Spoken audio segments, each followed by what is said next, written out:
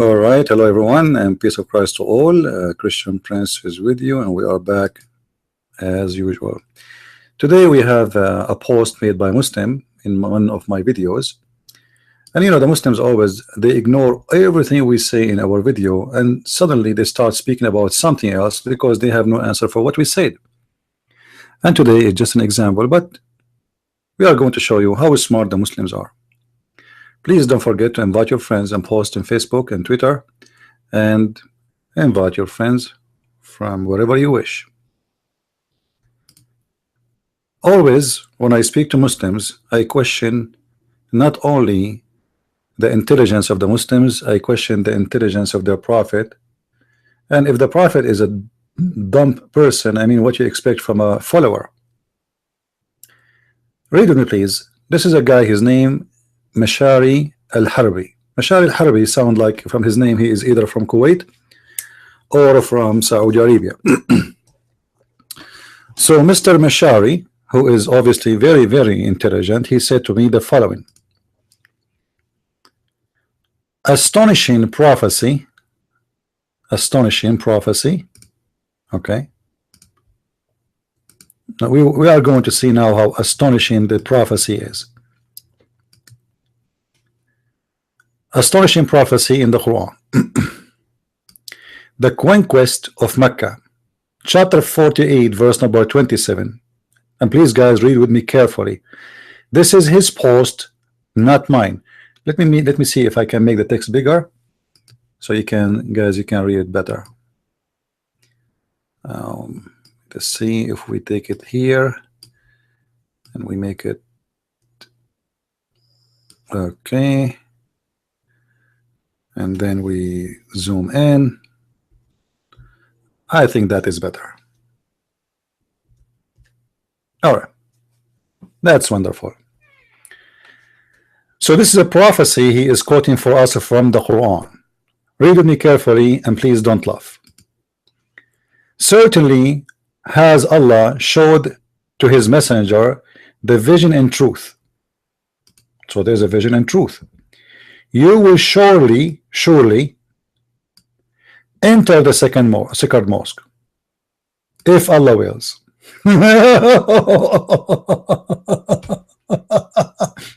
And this is supposedly a prophecy. Abdul, let me give you a prophecy of mine. Surely tomorrow you will be able to drive in the highway safely if God will. So where is the prophecy there? He put a condition. Do you guys know what I'm talking about? If I say if God will, this is not a prophecy.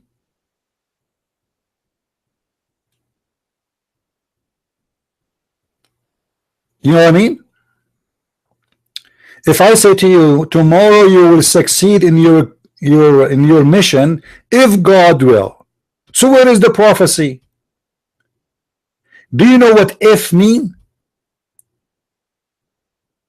Muslims, do you have an idea what if mean? I will say to a woman, next year you will be pregnant if God will. This is not a prophecy, my funny Abdul. This is just a wish, and there's a condition if God will or he will not. So where is the prophecy?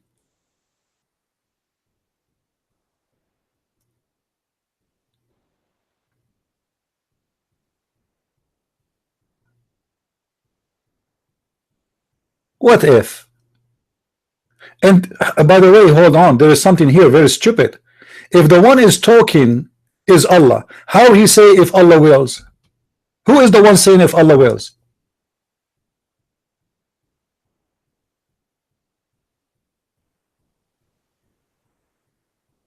Is Allah sure or he is not sure? How he say in the Arabic here it says surely. Surely, what surely? Surely if Allah will? Abdul, if Allah will, you will be able to defeat me. If Allah will, I will not do podcast. If Allah will, Israel will lose. If Allah will, Al-Qaeda will be victorious. But this is if, my friend, this is not a prophecy. This is a stupid statement of someone he is not sure if this is will happen or not. The same as your prophet when he says to you that 10 of you can fight 100, and then you did not win. So Allah changed the number from 10 to 100 to 50 to 100, which means 1 to 2. We continue. So the first prophecy became a shish kebab. It was just if. You know, if I go right now in the Quran and I search for the following, let me do this. Hold on. Just to show you the madness of this religion. I will go in the Quran here. All right. All right. Have you ever heard of God? He keeps saying may. May.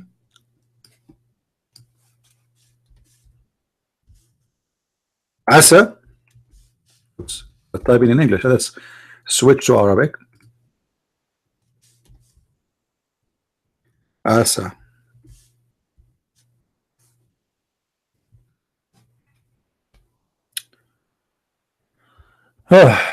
Let me show you.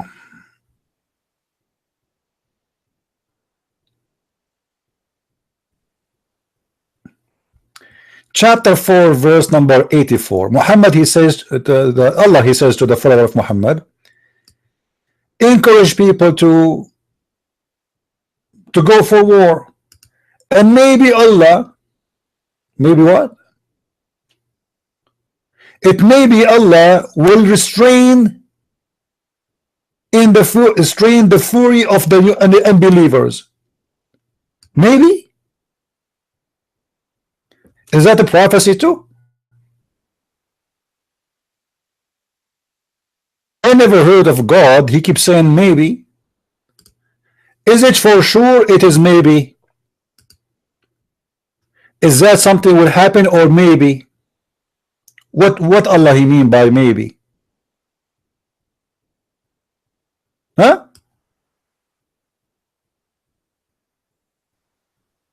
Because Muhammad is not sure what will happen. And if Allah is the one who is talking, how he say maybe Allah? Allah saying maybe Allah? I mean, this is crazy. Go to war and maybe Allah will make you win. And supposedly this is a prophecy. I mean, this is amazing prophecy. All right. Let us continue with the God of maybe. Chapter 4, verse number 99. May Allah forgive to thee. What? May Allah forgive to thee, to the people. Is he going to forgive or not? Look here, the translation did not show maybe, but the fact there is maybe here. Let us change the translation and you will see the maybe will maybe right away will appear. And Allah all providing all this given. Where is the word maybe? What? This is second translation have no maybe. Let us see maybe in the fourth one and the third one we will have maybe. Allah is ever clement, forgiven. Here, oh sorry, I miss it. It may be Allah that will burden them. Do you see it? It may be. I mean, he will or he will not. And who is the one is talking? Allah. How Allah is talking and he say it may be he will burden them. I mean, this is crazy. when the Pharisees were listening to Jesus saying to a person, your sin is forgiven, Jesus was able to read their mind and he said to them, which one is easier to say, your sin is forgiven, or go and carry your chair or your bed and run? He doesn't say maybe. It may be that Allah will burden them. Why Muhammad keeps saying maybe in his Quran? Is that because he is not sure? So everything is maybe and the God is a God of maybe?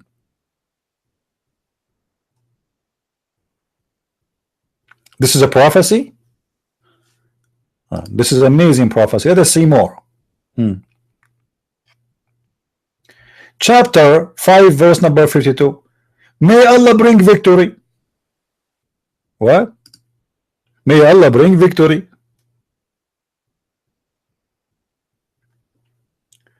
Why Allah don't say that perhaps? Look guys, look at this, look at this. Perhaps Allah will give thee the victory. Allah is saying perhaps Allah will give you victory. Guys, if you subscribe to my channel, perhaps I'm going to give you a goat. This is God. And the funny, the one is talking is Muhammad or Allah. They will say Muhammad, not, it's Allah. It's Allah is talking. So how Allah he says, perhaps Allah will give thee victory.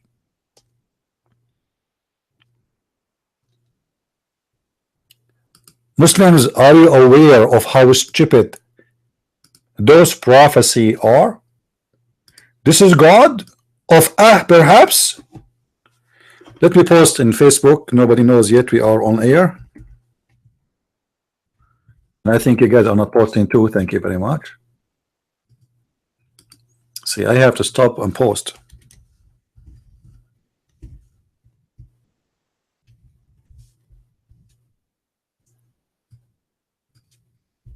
What we can do, it is one-man army. So I'm posting around so we can get more people here, and maybe we can get some Muslims who can explain to us the God of maybe. Call me baby. Maybe I will answer you. You know, this is a religion based on baby, maybe. Everything is about maybe. The same as Harun Yahya. If you have my book, you will see Harun Yahya making about science in the Quran claims, and then when he explained the science, he says maybe Allah he meant here the cell phone, maybe Allah he meant here the airplane, maybe. Are you sure? Are you sure? All right, I'm posting around. We are almost done. All right, we go back.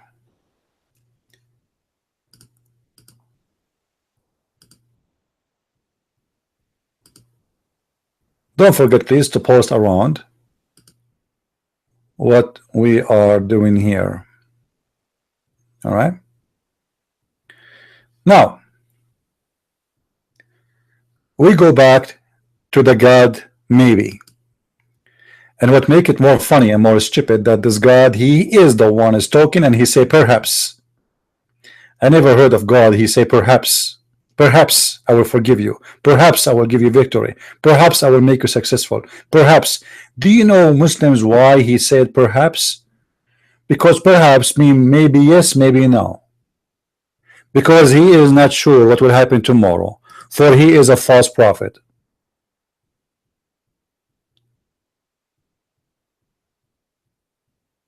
As simple as that.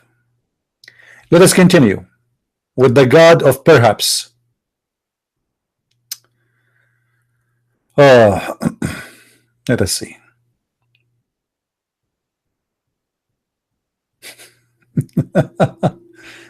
Chapter 7, verse number 185.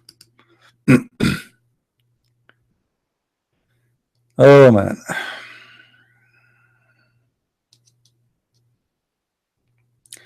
That it may will be. That it may will be. I mean, is that a God statement? Is it going to be or is going to be not? What maybe? Maybe will be. Have you ever heard of a God he speak in such a language?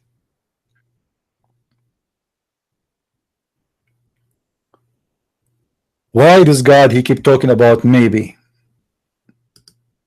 Let me show you more prophecy.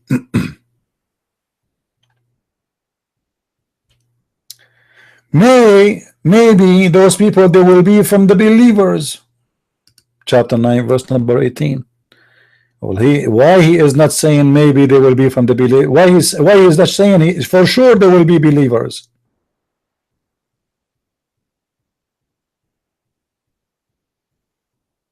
What maybe?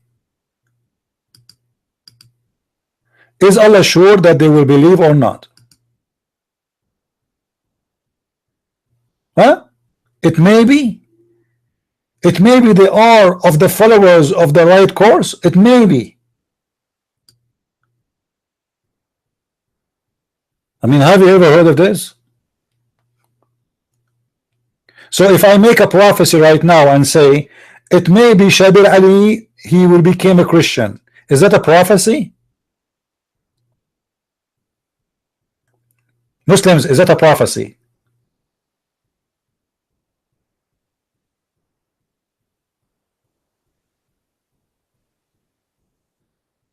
Where is the prophecy in the prophecy?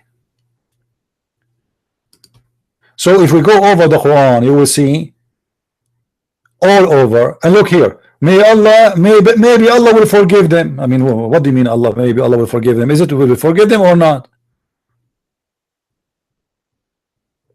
Perhaps Allah will turn them in mercy. Perhaps. Like, what is God saying? Perhaps.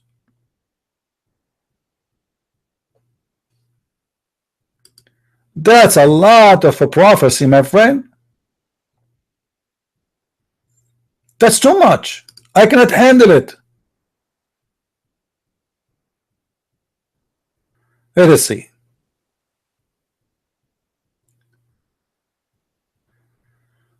Oh, Lord.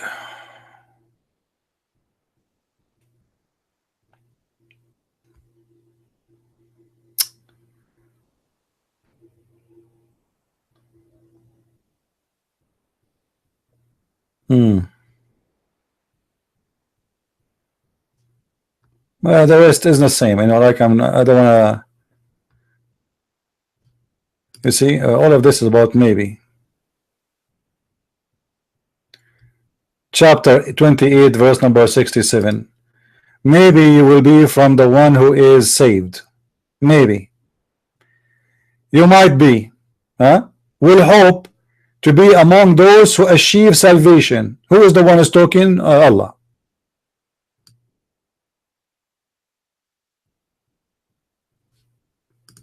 We hope that you will be one of those who achieve. All right. All right. Maybe Allah, chapter 60, verse number 7. Maybe Allah, perhaps. Huh? It may be that Allah will grant love and a friendship between you and those whom now hold an enemy. Maybe. Huh? Not love here, actually here a friendship, not love, mawadda. Maybe. In chapter 66, verse number 5, maybe Allah will divorce you. Maybe. Allah is saying to the wives of Muhammad, maybe Allah will divorce you. It may be. Do Allah know the future or He do not know the future? Are they going to be divorced or they will not be divorced? No. Because it may be. Perhaps. And then look at this. Muhammad, he had a fight with his wives, and Allah saying in a verse, and the verse saying that Allah, He might exchange you, huh? Allah will exchange the women with better consort. Is that God? God will exchange women? What does that mean?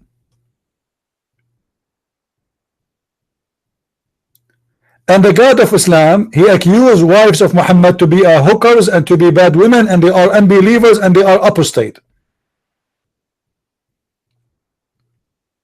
And he threatened them by saying maybe. Now we go back to the YouTube to see the second prophecy. We finish this one. All right. We go to the other prophecy where it says the spread of Islam in rape passes from the east to the west. An early stage is for the fulfillment of the hadith. This is a hadith. Where is the hadith? The Prophet said, Allah gathered the earth for me until I could see it east to west. My ummah will have its empire, each all that I saw. You know, Muslims, how funny you are.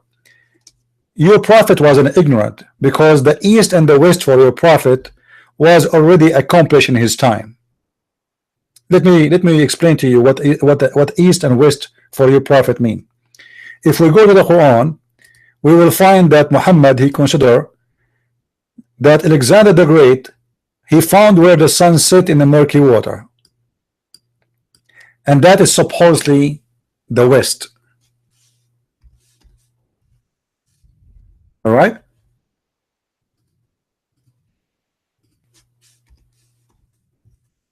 And if you are saying your prophet, he made a prophecy that he will have the east and the west, as you know, the west is far away from Islam, and especially here in America, Islam is not even 1% of the population. In chapter 18, verse number 86, Allah, he considered the west is where the sun set in a murky water. So he found the sun sitting in a murky water. This is where the west is located. All right. So he went all the way to the west, and he found it sitting in a murky water. That is the west. And the west, based on this, it was the Mediterranean. But all of us, we knew that the Mediterranean is not the end of the world, and it's not the west. However, according to your prophet Alexander the Great, he reached all the way to the east, and he found the sun rising above people who have no cover over them.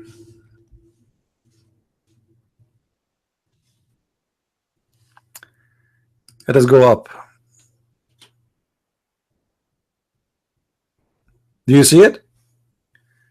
Alexander the Great, he reached where the sun rising until, so he keep going until he came where the sun is rising. He found it rising on people for whom we had provided no covering, protection against the sun. So the east for Muhammad, his religion, is Africa. If you go to the interpretation, you will see that those are, according to the interpretation, those are the Negroes who have no shelter above them, and they sleep under the ground during daytime and they get out in nighttime, according to Muhammad scholars. So this is where the east is. But this is a very small location in this earth. So the east and the west, according to Muhammad, is nothing but between Africa and the Mediterranean. Now, as long your prophet is making a prophecy and you are the one who mentioned that, let us show you the prophecy of your prophet is speaking about the murky water. Because if your prophet made 100 prophecy and all of them come to be false, or one of them come to be false, that means your prophet is a false prophet. In chapter 18, verse number 86, when Muhammad, he says that the sun set in the murky water, Muslims, they say to us, oh no, this is how it appeared to Alexander the Great. This is not how, no. Allah, he is not saying that. Alexander the Great saying that. Abdul, don't lie. Don't lie, Abdul. Otherwise, honest to the moon God Allah, I will spank you. Read with me. Just 2 verses before. It says, they ask thee concerning Zulqarnain. Zulqarnain is Alexander the Great. And according to Muslim, he called Zulqarnain, which means the man with the 2 horns, because when he came to his people, he asked them to convert to Islam, and they did beat him in his head. So he got the first horn and he died. Allah resurrected him from death and he sent him back. So he asked him to invite him to come back to Islam again. So they beat him in his head again, and he got the second horn. And this is why he's called Alexander with the 2 horns, according to Muhammad, which is very funny, stupid. All of us, we knew Alexander the Great, he used to wear a hat which have 2 horns, which is symbolic of who is he. Now they are asking you about the man with the 2 horns. Say, I will rehearse to you something of his story. Who is the one saying to who? Allah saying to Muhammad. But who is the one saying the story? Allah, not Zulqarnain. Okay, now, verily we establish his power in earth. Verily we, Allah is talking. So Allah is talking. It's not Zulqarnain. Zulqarnain did not say a story in a word in this story. It is Allah reporting for us what happened. Until he went all the way, in a way, until when he reached the setting of the sun, he found it sitting in a spring of murky water. If we ask the Muslim, they will say, this is how Zulqarnain who saw it, not Allah. Let us get the Abdul busted. Let us get the Abdul busted. We go to the hadith and we will find the following. Abdul, do you see it? And this is a Sahih hadith. This is Sahih hadith. Don't tell me it's weak. Okay. Look what your prophet said about the sun sitting in the murky water. I was sitting behind the messenger of Allah. Somebody sitting behind Muhammad. It's a romantic time. In the top of a donkey, riding a donkey while the sun was setting. He, which means Muhammad, asked, do you know where this set? Look at this question, man. It's a class of science now. Sit down, sit down, sit down. The prophet will tell us where the sun set. I replied, Allah and his apostle know best. And you will notice here the Muslim, they say that we are not mushrikeen, which means we don't associate God with a man. But the Muslims, they always associate Allah with man regarding his knowledge. And right away they say Allah and his apostle knows best, which means there's two people who do knows best, Allah and Muhammad. So Allah, he associate Muhammad with him in his knowledge. And if you know the knowledge of God, obviously you became God. So Allah and his apostle knows best. And let us see, Muhammad knows best and Allah knows best. He said, it's set in a spring of warm water. Now this is a very accurate prophecy. And actually there is a scientist, his name Yama Aidulai Yama. He found the sun sitting in his refrigerator. And I will explain to you how this happened. This guy, each time he opened the refrigerator, the light turned off. On, sorry. Each time he closed the refrigerator, it came dark. So he found in the refrigerator where the sun set and where the sun rise. Why, Muslims, you don't quote for us this prophecy? I mean, isn't it your prophet saying it? Why this one is not really mentioned by Muslims? Why Muslims don't want to show us this amazing prophecy, how he found and where the sun set? I find it astonishing. You know what I mean? Seriously. Suddenly Muhammad, he got an idea. Do you know where the sun set? And the guy, he said, you know, come on, what a question is that? You know that Allah and his messenger knows best. Come on. I mean, look, you see, obviously Muhammad, he have a mental issue, and he always asks those questions because those questions make him feel proud. They will right away, they will say to him, oh, Allah knows best and he's a prophet. This is why he's asking those questions. I can show you tons of examples where Muhammad says, do you know, do you know, do you know? And right away the Muslim, they say to him, Allah and his messengers knows best. It's automatic, you know, like you say the, you don't even know that, like, that's it. It doesn't matter what he say. Do you know? They say Allah and his prophet knows best.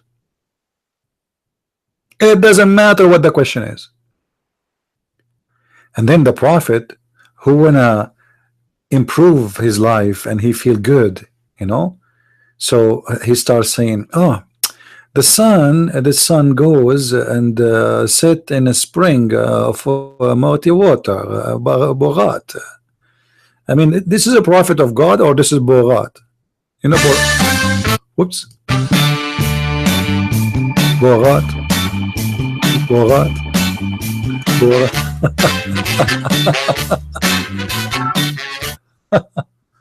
This is a prophet of God. This is a prophet of God. making a prophecy, and he's informing us a pure science in a Sahih hadith that the sun set in a murky water, and I never saw a Muslim making an article about it. Is it shameful? Is it stupid? Or why Muslims don't talk? Why they are posting those things for us on YouTube, but nobody posts this one for us? What is missing? What is missing is very simple. They knew that this is very stupid, and their prophet got busted. So the only way for them to avoid it is not to talk about it.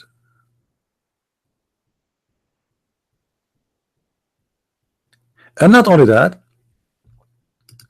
Muhammad is said in different hadith, in different place, the following. Because all of this, by the way, is a prophecy. You know, when you talk about something is unknown, you are prophesying.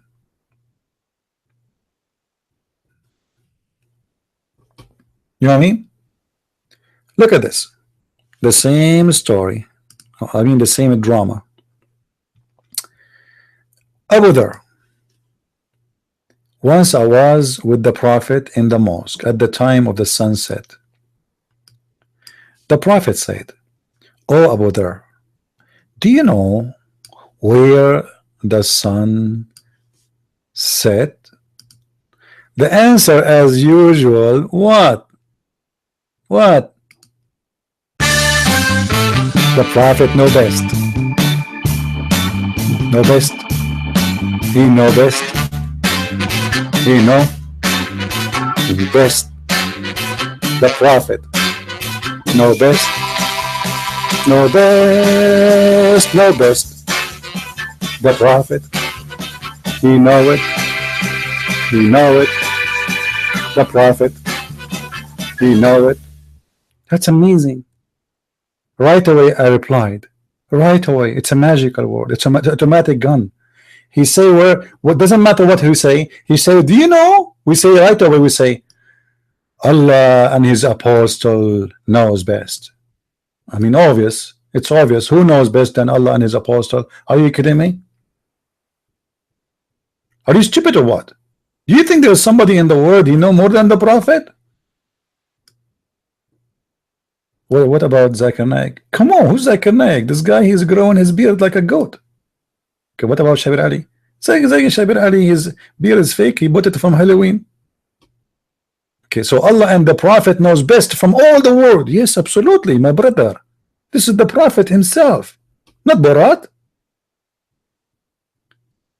So the Prophet who knows best, and Allah who is equal with the Prophet in knowledge, ya mushrikeen, said what the Prophet said. It goes. Hold on. I mean, this is too much. I cannot handle this alone. We need some background music. This is too much. So we can relax. You know, I cannot really, I don't know what to do. I replied. The shower was coming and the rain was coming, but the sun was setting. And I replied. And I said, I swear that Allah and his apostle knows best. I swear. He said, it goes and prostrate under the throne of Allah. And that is Allah's statement. That's make it more horrible, man. It's Allah's statement, not the Prophet's statement now. It's becoming more complicated. It's not the Prophet saying that, so the stupidity is not coming from Muhammad alone. It's coming from him and his God. And he explained the Quran. This is Quran now. And this is Allah's statement. And the sun runs on its fixed course. The Muslim, they made about this verse miracles, the sun running in orbit, the sun blah blah blah blah blah blah, but this is what it meant. Go and see how many articles the Muslim they lie to us saying this is a scientific miracle. Muhammad, he got them busted. Muhammad cannot keep his mouth shut. I mean, if Muhammad keep his mouth shut, Muslims they will have a place to play with their games. You know, Muhammad is like a ball. You throw it in the middle of the mosque when everybody is farting. He cannot keep his mouth shut. He have to make it. So Quran chapter 36 verse number 38, where it says that the sun runs every day in its course, is not a miracle as the Muslims they claim, and it's science. It is about the sun move every day from the east to the west, and it is going to prostrate itself under the throne of Allah.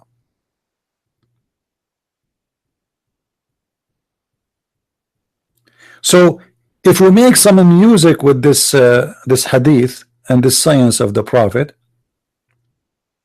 I don't know if we can add some. I think we should make some drama, but this is really a drama. You know, this guy, there's 1.4 billion Muslims believe in him. You know what I mean?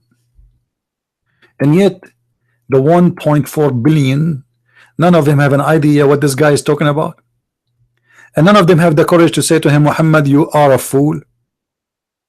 I mean, what's wrong with you Muslims? Can't you see it? Are you blind? Are you blind? Are you deaf? You know, even the ants in Islam speak. By the way, ants are deaf. Ants are deaf, I'm telling you. But in Islam it is not. The ant is talking, but Muslims don't dare to talk.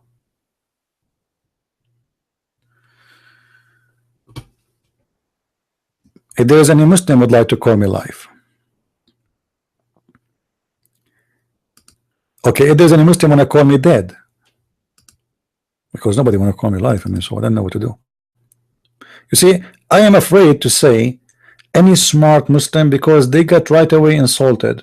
I mean, you offend the Muslim, doesn't matter what you say. You say stupid, you say smart, they get offended.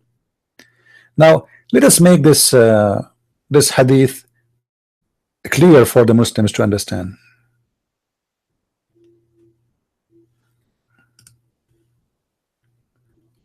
Once I was with the Prophet in the mosque at the time of the sunset.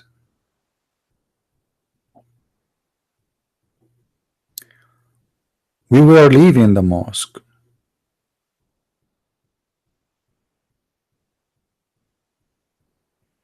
and the Prophet, he said, "Oh Abu Dhar, do you know where the sun set?" I replied, "Allah and his apostle knows best." He said, "Oh my friend, oh my friend, it goes and protests underneath Allah's throne,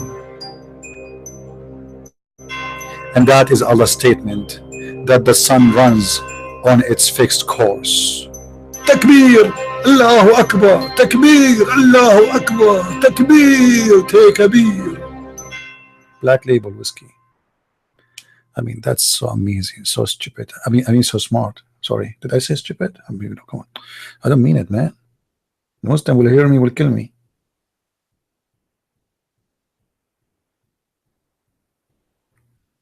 This is so much. I mean, this is so beautiful. This is a pure science. It's a prophecy. The Prophet prophesied where the sun goes, and none of us knows at that time. This is 1400 years ago. Not even one human being have an idea how this has happened. Why the Muslim don't tell us about those prophecy? And this is in the Quran too.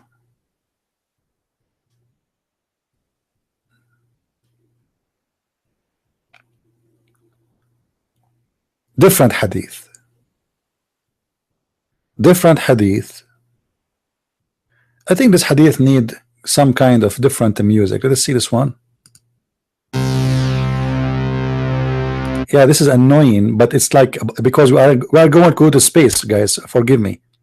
This music is going to be annoying background, but because we are going to the space, so I mean, you know, like we're talking about the moon, the sun, where they go. I mean, listen.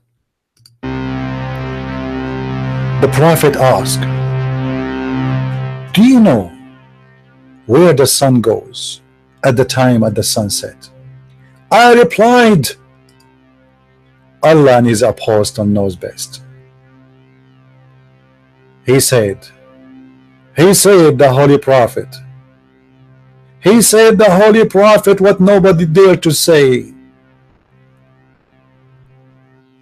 Say, come on, this is annoying. I mean, this is like Muhammad receiving revelation. Remember Muhammad, he used to receive revelation that like a sound of a bell, very annoying bell.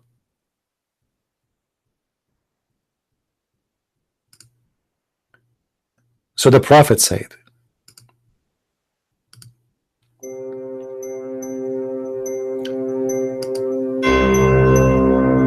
it goes, i.e. travels, till it prostrates itself under the throne and takes permission to rise again. I feel I want to convert to Islam right now. I cannot resist this. My heart, you guys, I felt right away the faith is entering my heart and actually entering other places too. Let me get a tissue. I mean, how the Prophet knew this? How the Prophet, he knew this if he is not a prophet of God? That the sun goes every day. This is how he explained the sunset, my friend. The sun, i.e. travel. Isn't it amazing? Muslims, isn't it? This is amazing. I'm sure you agree with me. It's amazing. It's kind of astonishing. I mean, if you think about it, this is very serious. I don't want to make it like I'm making Muhammad getting busted. You know, Muhammad is like a radio station. He received things from the space. He have a special reception. He got information from his God where the sun set, and nobody knows about it save Allah and the Prophet.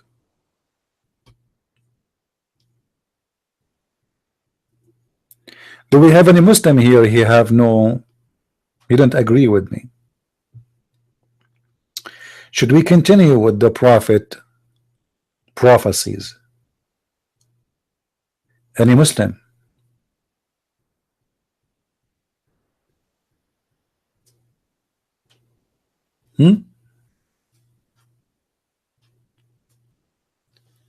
Do we have any Muslim would like to say something to us?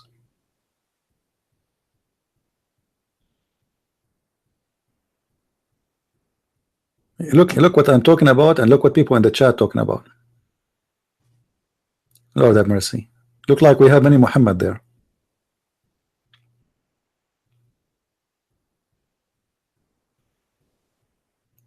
Focus with me, guys. Focus with me. Do we have any Muslim here?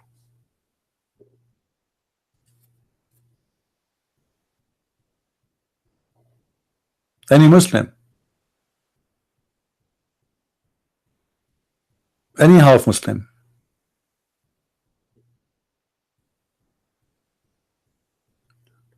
If Muhammad is a false prophet or a true prophet, if one prophecy proven to be a lie, it means he is a liar. I do not need to prove more. One prophecy is a lie, he is a liar. Any Muslim have a comment?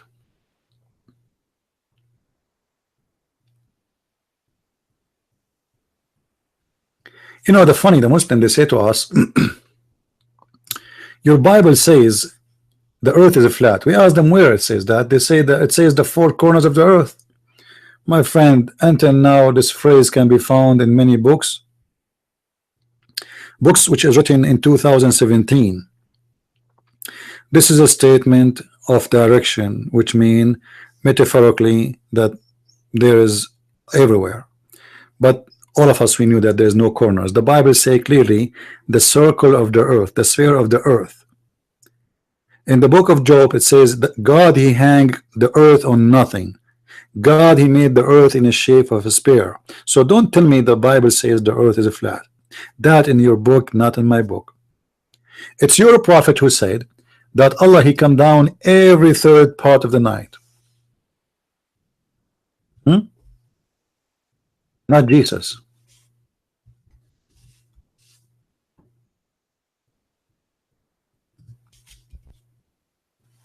You see it?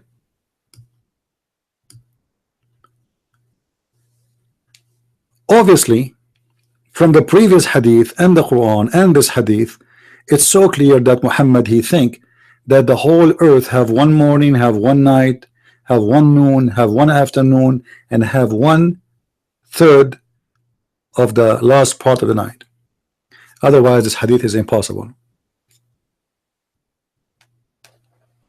How Allah, he come every day in the third part of the night? Any Muslim can answer?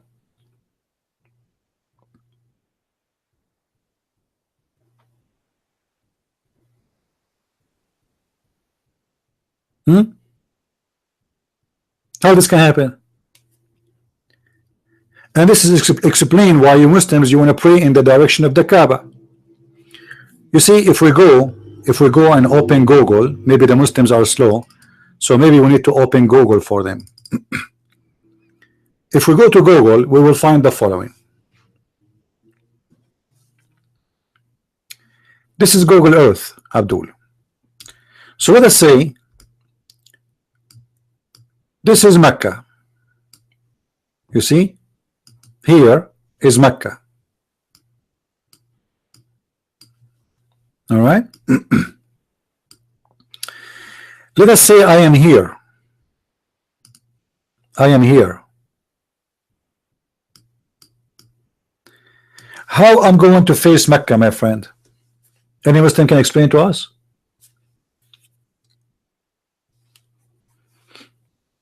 How somebody he live in America can face Mecca? How somebody live in Australia can face Mecca? How somebody even live here, not too much far, in Egypt? After 70 miles away, you are already not in the direction. You cannot face Mecca no more. Simply, it's called the horizon. The horizon. If you pass the point of the horizon, it's mean you are not facing that spot no more. So how somebody live in Egypt can face Mecca? How somebody live in Syria can face Mecca? How somebody live in Turkey can face Mecca? Nobody can face Mecca. But yet you stupid Muslims, you pray to face Mecca every day, which is impossible. If somebody he live here in Morocco, the only way for him maybe to face Mecca is to put his head inside the toilet seat and his legs is up, because Mecca is in the other side of the earth.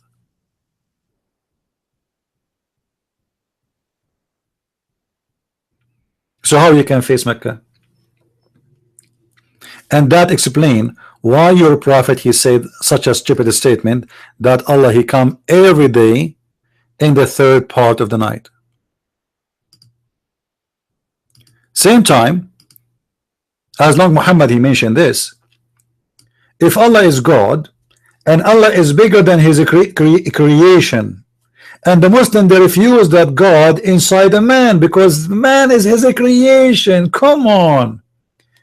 But don't you see, Muslims, that Allah when he go inside the heaven and he move from between the highest heaven, the lowest heaven, he is inside his creation? How Allah became inside his creation? I thought it's impossible. Do we have any Muslim here?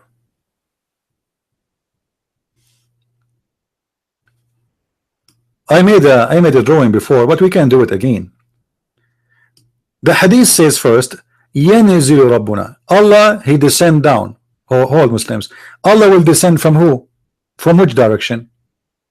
Because if Allah is coming from only above, you Muslims missing the point, because there's no above. For this is above, and this is above, and this is above. So which above we are talking about? Allah will descend every third part of the night. That's mean he will descend only in one location. He cannot descend in every location. And the purpose to descend down is to ask his followers, what are you saying to me? What are you praying for me? What do you want from me? So what the purpose of saying he descend in the third part of the night when it's going to be daytime here? So what the Muslims in this area, they will get from this descent? What a Muslim is here will get from that. If we let us add the sun effect. You see, this is how the sun is moving, Muslim. Do you see it? Huh? So if Allah right now is coming in the third part of the night, and the third part of the night is here,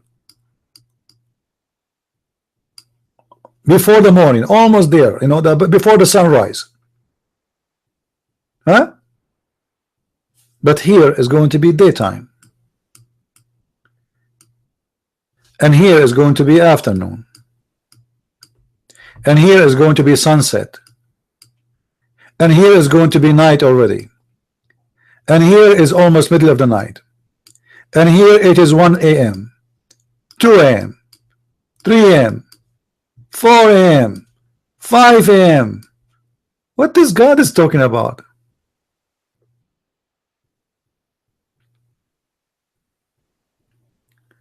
But that explain, if you read all the statements of Muhammad, where he says clearly that the sun obviously is rising and setting over the earth all together. So when he said to Abu Dharr in the hadith, do you know where the sun go and set, i.e. travel? Muhammad, he was talking about a sun moving from this point here. Let us make a sun here, hold on.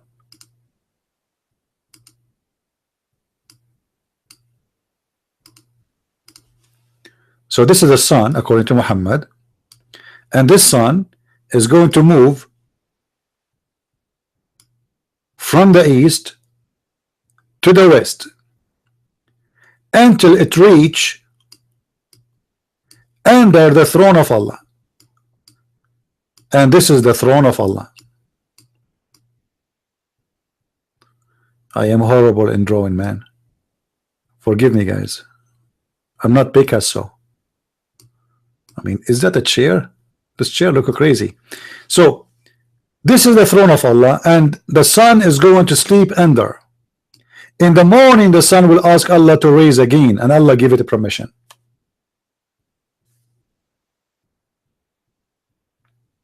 How amazing that statement is. Isn't it? This is enough alone to prove to you that Muhammad is fabricating stories and he's a liar. By the way, guys, nobody copy my art and sell it in the auctions. I know, because if you try to do that, you can make millions of dollars. Last time I made a drawing, there's a war happened between two nations about it, because I drew it in the border. It was a borderline. Any Muslim can explain to us how this happened? This is a prophet of God who is claiming that God is the one who taught him this.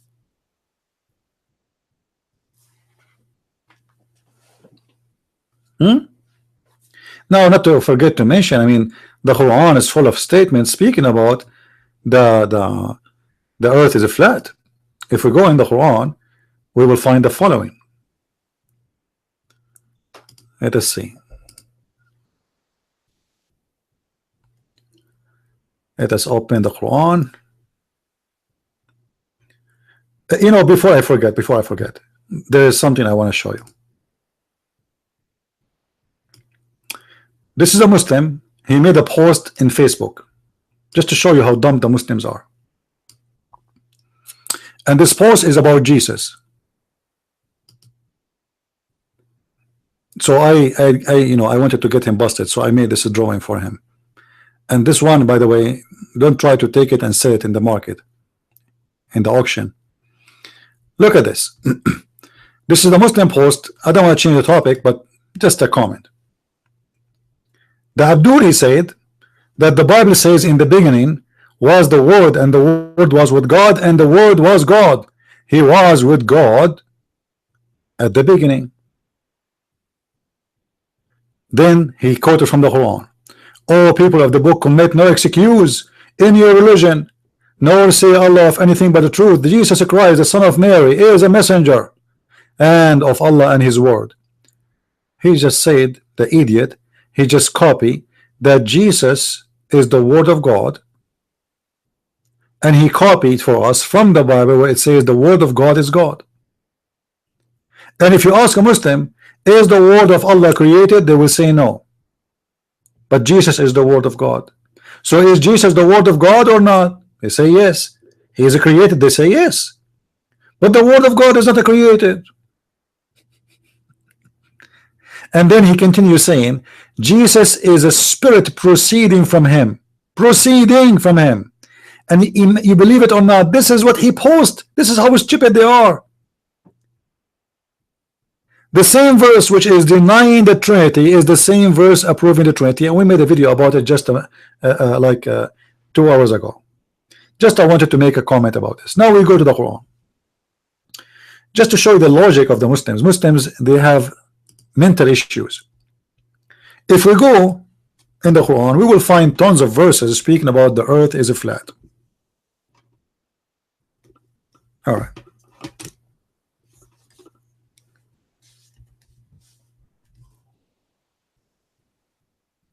Allah, He made the earth for you as a carpet. Chapter 71, verse number 19. Do you see it? The earth in Islam is a carpet. The Muslims, they made a lie. They say there is a verse in the Quran says that the earth is a circle. Are you sure? Yes. Okay, where we can find that? They say here, chapter 79, verse number 30. And by the way, the first one who come with this is a stupid idiot Abdul, who don't speak Arabic very good. I think his name is Zattari, Fattari, something like that, who obviously do not know what Arabic is. He said, well, in the Middle East we say duhya mean little ball, we play with it, so it must be dahaha is the same. This is how stupid they are. The word dahaha, it's mean he made it flat. Well, ardu ba'da dhalika dahaha. You can read all the Muslim translation, all of them, they will come with the same thing. He made it flat. Chapter 79, verse number 30.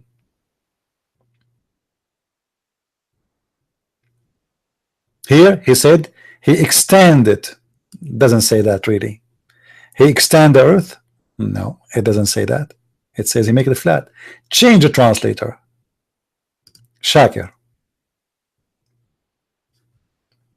He expanded after that. It doesn't say that. Change the translation. Biktal. He spread the earth. This is a close. This is getting close. You know, he make it flat actually, not spread only. You know, in the haha is a word which mean, do you know when you make a dough, you want to make a bread, your mother, she have something in the kitchen, I don't know what they call it, like the piece of wood, you push in the dough, and when you push it, you spread the dough to make it ready to put it in the oven to make a bread. That is what the haha mean. So he spread flat. He spread flat. and we are going to show you that with the proof. Let us go and see Muhsin Khan.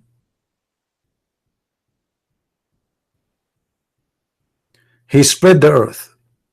All right, let us go to the Muslim interpretation and see what this is mean. Again, I will not make my own statement. I will take a witness one by one from the Muslim scholars. We open the Islamic website. All right. This is the official government website of the Kingdom of Jordan. This is a chapter 79.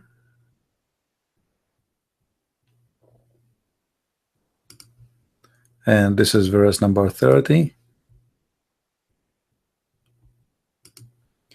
And this is the interpretation of Al-Jalalain.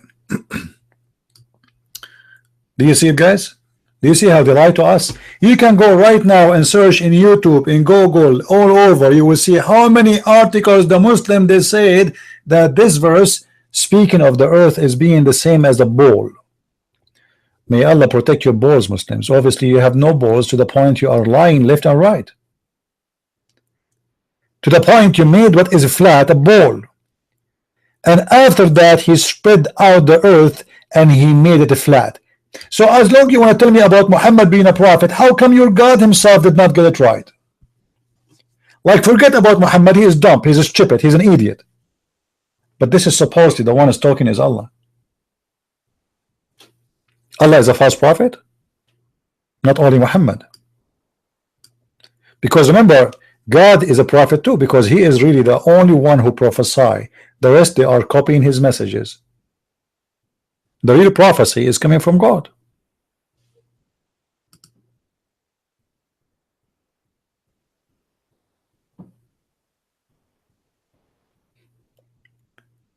Is it better now? Is the screen clear now? Yeah, are you going to say to me this is a weak Quran? Is that a weak Quran?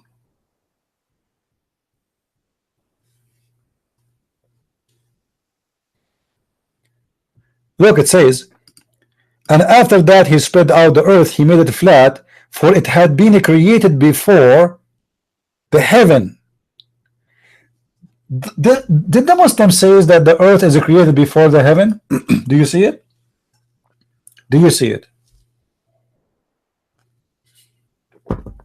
So in chapter 79 verse number 30, it's confirmed that the earth created before the heaven, but Allah he spread it out. Okay, are you sure?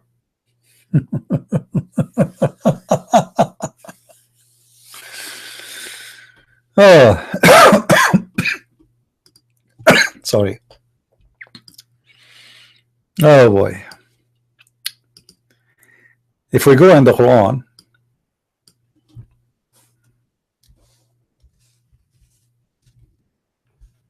we will find this.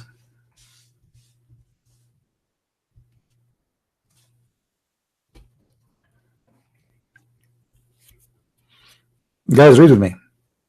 In chapter 2 verse number 29, it says, it is he who has, and the funny again, here we go back, it is he. I mean, by the way, before we were talking about Allah, and I said Allah, Allah, he say I, he say he, it is he, he says we, right? Okay, look here, it is he, but the one who's talking is Allah, right? Okay, it is he who has created for you all things are on earth, and after that, not moreover, he comprehend the heavens. So what is first created? Everything in earth, everything. Do you see it? All things. Be my witness. Let us change the translation. Shakir. He it is who created for you that all in earth, and he direct himself to heaven, so he made them, complete them in seven heaven. Not a correct translation, because it have to say, and after that, you see, it says here, thumma. You see, the Muslims, they always lie in the translation. You can go right now and search for the word thumma in YouTube.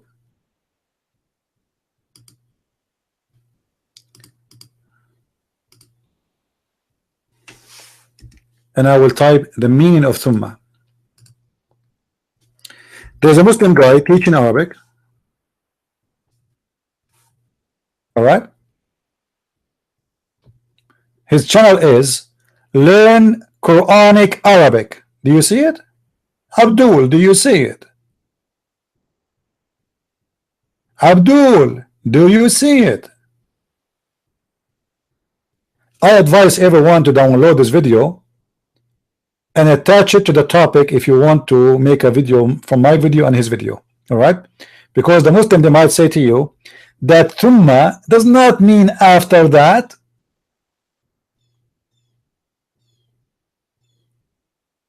I'm not going to play his video to avoid problems with the video, but he in this video he show you what thumma mean. Thumma, he says, it is a conjunction, it is a something you add to make a differentiation in the time.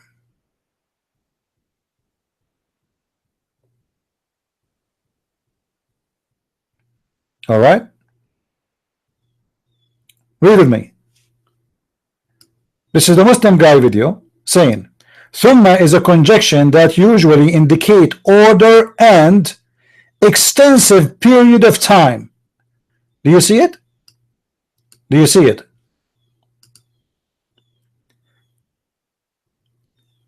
And this is exactly the same word is appearing in the Quran in front of our eyes. You see it? Thumma. This is thumma.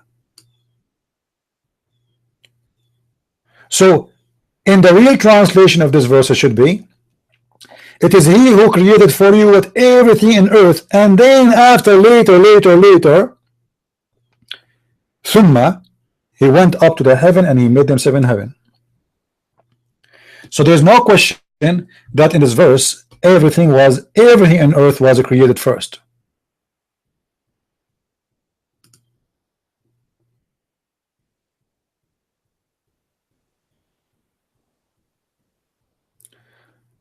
This is Big Tal translation.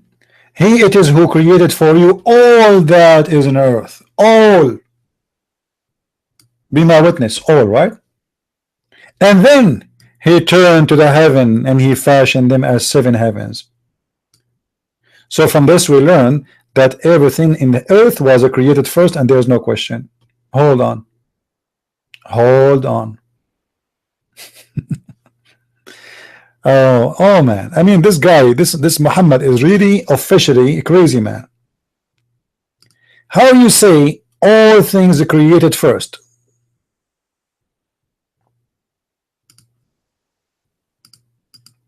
All things created first in the earth, and you say this?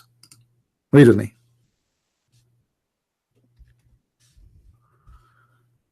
Oh, Lord have mercy.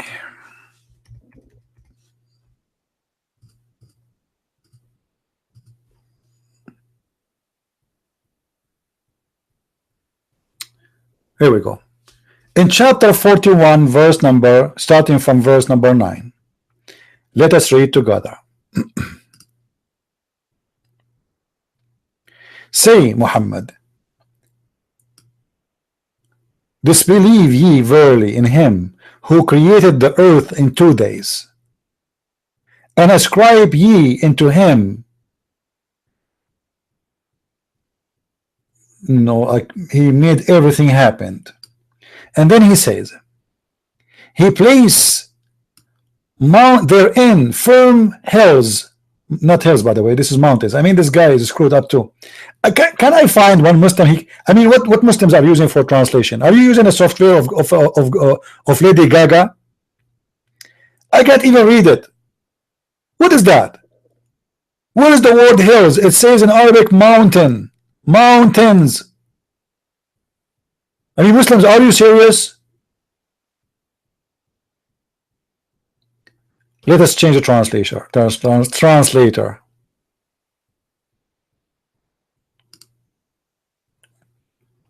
What happened to this website? It's not opening. Come on, don't play dead on me now.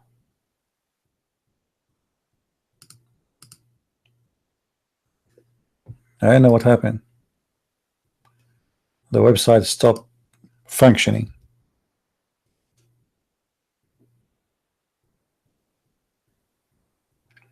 It's not working. Okay, let me do this. I will open different website.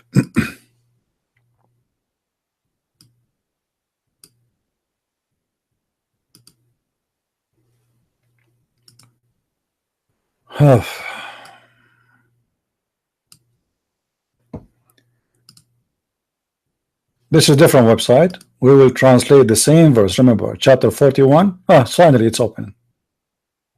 All right.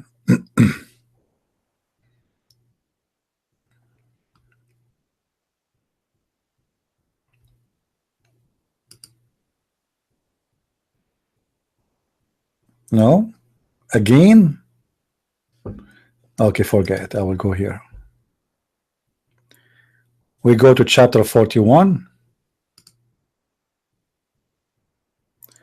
and go to verse number 9.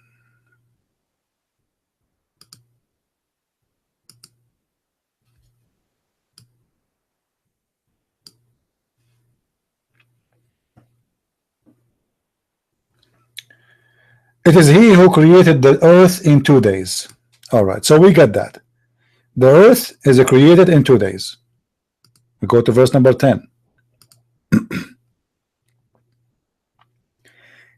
After he created the earth, he placed firm mountains. Look at this guy. Stabilizer. In Arabic it says mountain. I don't know where they get those names from. He set on it firm mountains, because Muslims believe that Allah, he placed mountains in the top of the earth, which is absolutely stupid scientific error. So after Allah, he created the earth in 2 days, then he placed mountains in the top of it. All right. And then he ordained it, and he created the substance in 4 days. So he placed mountains, he provided the substance of the earth in 4 days. Now we have total already of 6 days. We continue, verse number 11. Then he turned to the heaven, and it was a smoke. So the heaven in this stage was nothing. There's nothing. The earth is totally complete. The earth have substance. The earth have mountains. The earth is created in 6 days, total of 2 plus 4. And now Allah, he went up to the heaven, and now he is willing, or he is going to make it, or he is going to design it. All right. And look how funny he said to the earth and the heaven, come willingly or unwillingly. I mean, what does that mean? All right. Verse number 12, it says, then he created several skies. He created actually 7 skies, not several. This guy Ahmed Ali, his translation is weird. So he created 7 heavens in 2 days, and he decorated those heavens with lamps. So based on this verses in the Quran, lamps is the last thing to be created, and the lamps here mean the stars, and those stars are located in the lowest heaven. Take a note of that. All right.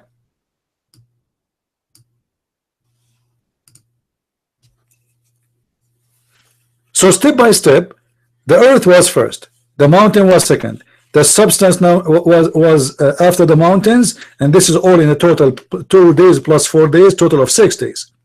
And then after that, Allah, he went to heaven and he created 7 heavens, and then at the end of his creation, he created the stars, and he adorned the stars in the lowest heaven. So I think the story is very clear. earth, mountains, substance, which means trees, grass, animals, etc., water. And then he went to the heaven. He made the 7 heaven, and then after he made all the 7 heavens, he put only in the lowest heaven stars. But that is a contradiction for the Quran itself, because the Quran in different verse it says the following.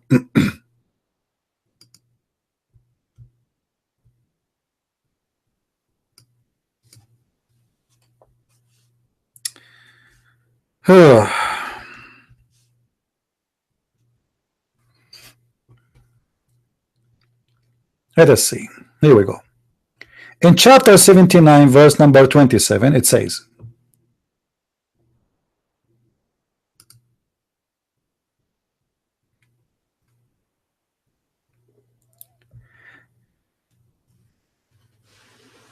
actually we read it from verse number, if Muslims we can read from verse, any verses you want before, so you don't say I'm taken out of context. All right, so here he start, verily this is the instructive warning to whose believe, etc. What are you is more difficult to create, or the heaven above?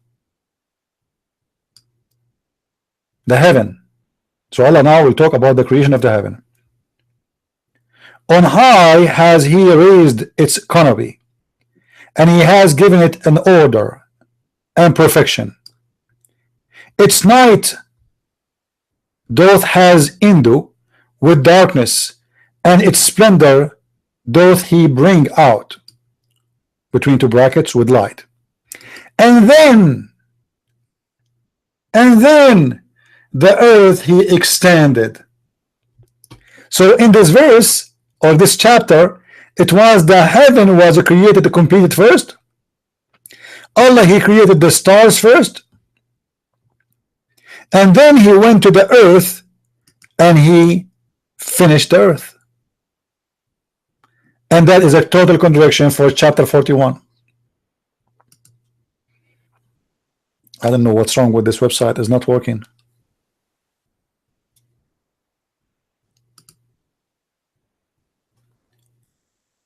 Do you see, guys, what I'm talking about?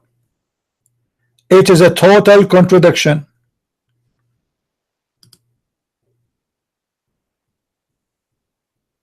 We change the translation. Are you harder to create, or the heaven? He made it, he raised it high, its height. Then he put it into right good state. And he made the dark and the night. And by the way, Allah, he made the dark. Look how stupid that is. Allah, he created the dark. I mean, isn't it stupid to say he created dark?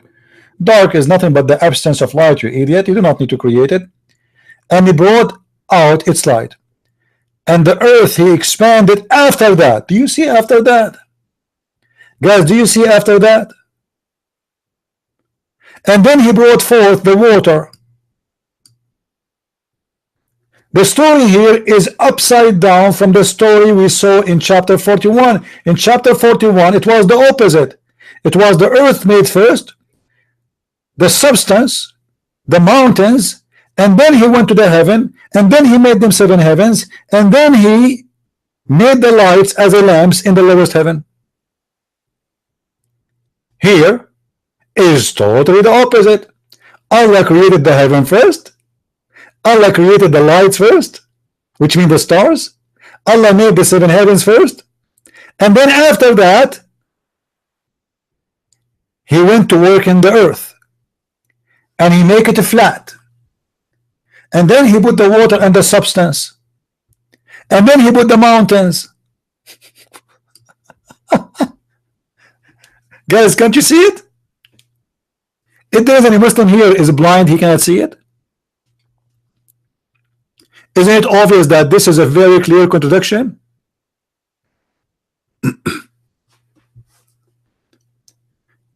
Are you going to say to me this is a weak hadith? Muslims, are you going to say this is a weak Quran? Is this a weak Quran? Yeah, let us play the game of weak and strong. Is this a weak Quran? Say yes. You have to be so dumb to be blind not to see it. Chapter 41 is totally the opposite. Allah created first the earth, everything in the earth.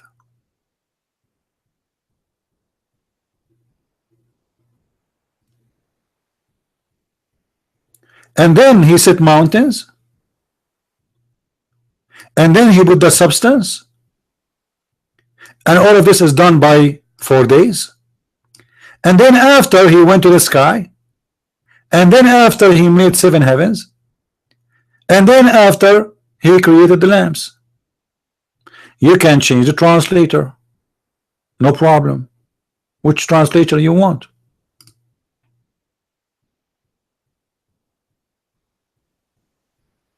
Huh?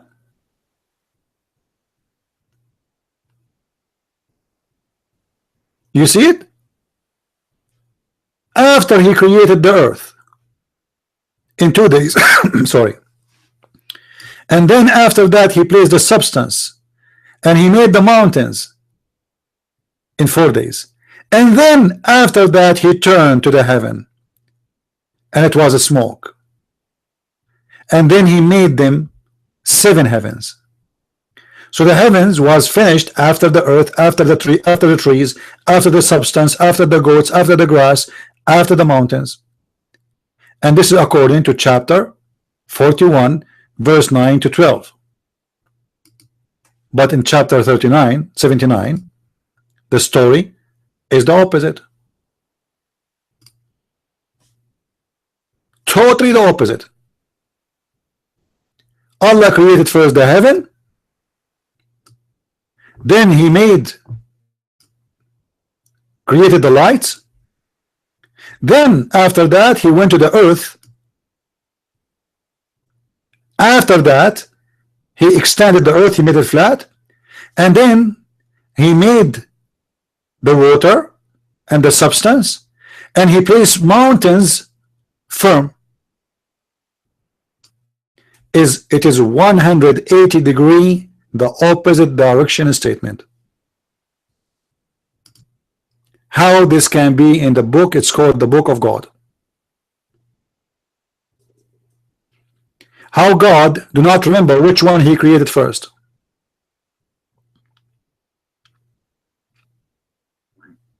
Any Abdul? I mean, it's obvious. I don't know how slow people are. Should I explain it over and over and over? It's obvious. Let me do this. Hold on. For the slow one.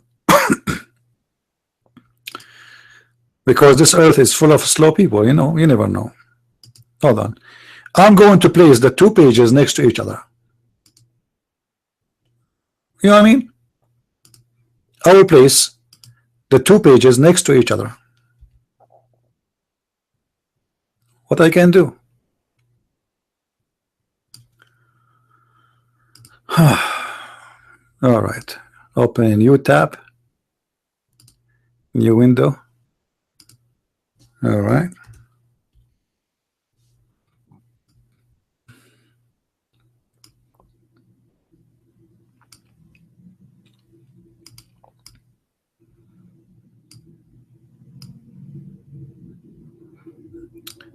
I will try to resize and make them in one window.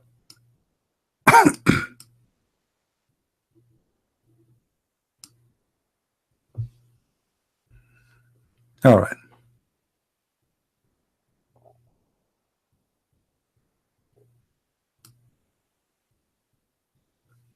This is 79. All right. I think now that will do the job. See, now I connected the 2 pages together. All right. I think now it's clear, right? I think now it's clear. All right. So this is here, the one I'm moving is a chapter 79, and this is verse number 30. And here, this is 41, and we will go to verse number 9.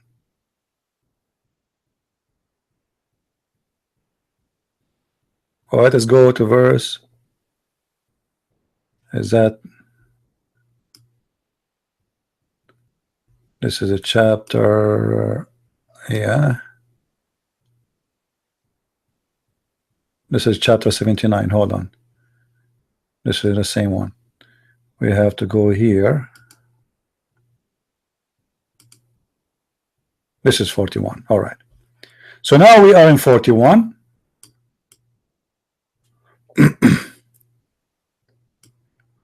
And we put them side by side so we can read together.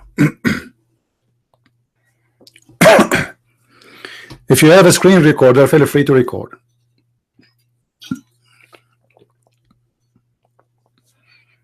Please focus with me, Muslims.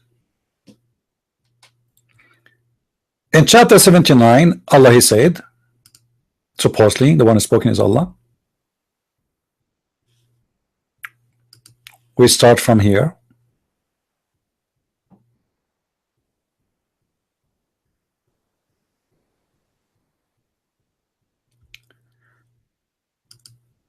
Are you harder to create or the heaven? Or the heaven? He raised high its height.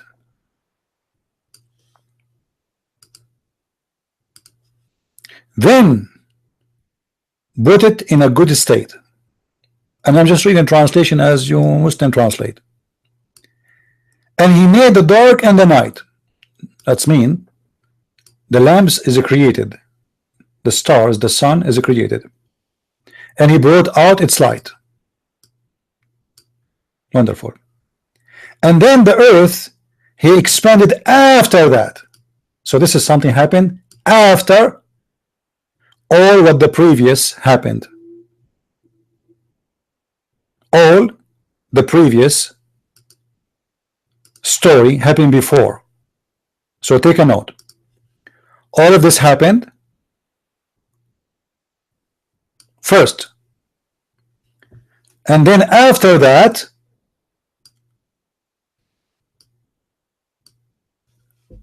he brought forth from its water. He expanded the earth and he brought forth the water.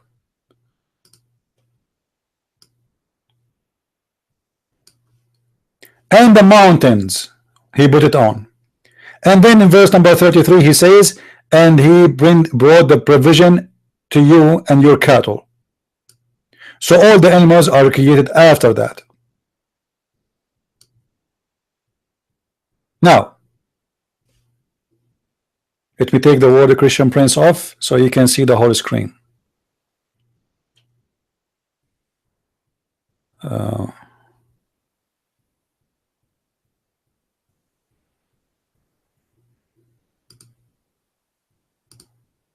All right. Now, in the other side, we will read in verse number 4, chapter number 41, the following.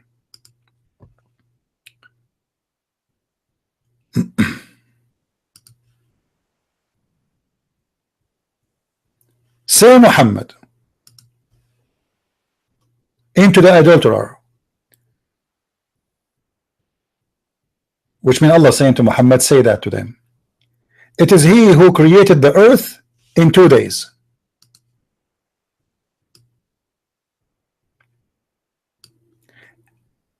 And then he placed therein firm hills. Actually here it's mountains, as we said to you, rising above it.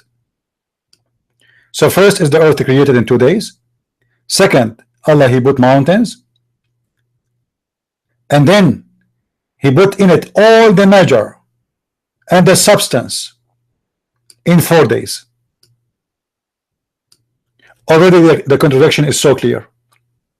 Already without continuing, because here in the chapter 41, the one in the right, in the left, here Allah he did the opposite.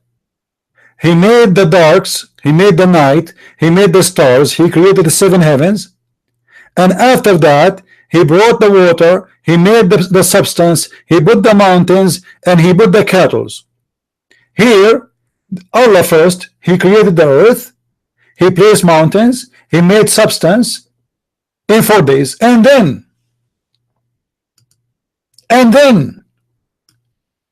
He turned into heaven, and it was a smoke, which means nothing there. And He said to the earth and the mountain, the heaven, come both willingly or unwillingly. Suppose He is showing us is a short time, like that's you come, you don't come, you obey me, you don't obey me, you have to obey me anyway. Then He ordained the seven heaven in 2 days,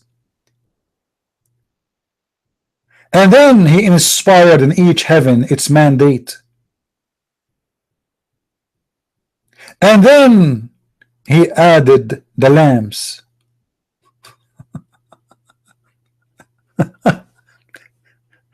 So in the right, the lamps was created at the end. The earth was created first, here, then the mountains, number 2,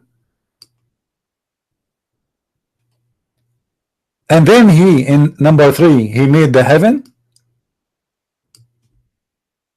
Sorry, not number 3, in number 4, yeah, but it's number 3, but not in this verse. And here He made 7 heavens, and then He put in number 4 all the mandate of the heaven, and in number 5 He created the lamps.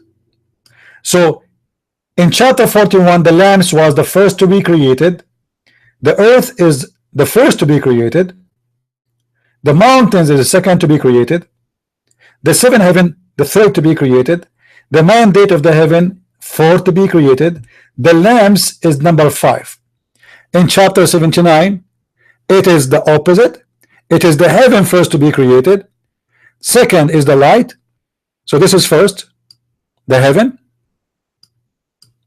then the light, or let us say the night, and He created the night and the day. You can say He raised the height, etc. It doesn't make any difference. So here we can say that number 2, He created the light, the darkness and the night, and He brought out the light, and after that He made the water. Let us focus on number 3. Number 3 in the left is the water. Is the water. Where is the water located in chapter 41? Look with me.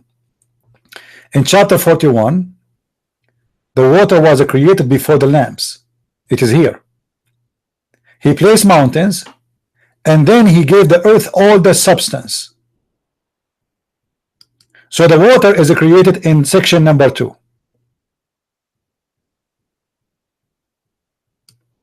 And it was created right after the earth was created, as part of a creation of the mountains and the measured of all the substance. In the left, the heaven was created, the dark and the night was created, and then the water was created. Where is the mountains created in chapter 41? Here. After the water, here, before the water. He placed the mountains first, and then He created the substance. Where is the mountains created? Compare to chapter 41. The mountains are created right away after creating the earth, and the heaven was still not exist, was a smoke. The heaven was a smoke. But in chapter 79, Allah, He created the mountains after the earth, after the heaven was completed, and they have dark and have night. Do you see it?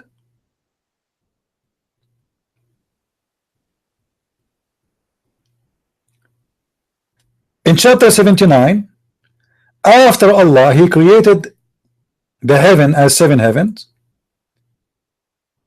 in 4 days, and he gave the heaven the mandate. The last step to do, he created the lamps. So the last of Allah creation was the lamps. In chapter 79, it was in the second stage. After he created the heaven, here he created the night and the darkness, and he brought out its light. So while in chapter number 41 the lamps was the last thing to be created, the lamps is number 2 to be created in chapter 41. Sorry, yeah, 41. No, 79, sorry. I mean, isn't it obvious that this is a scam? This is God?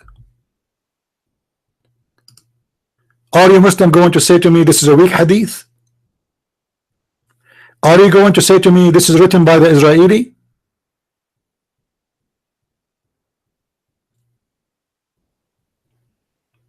Are you going to say to me this Quran is made by a Christian prince?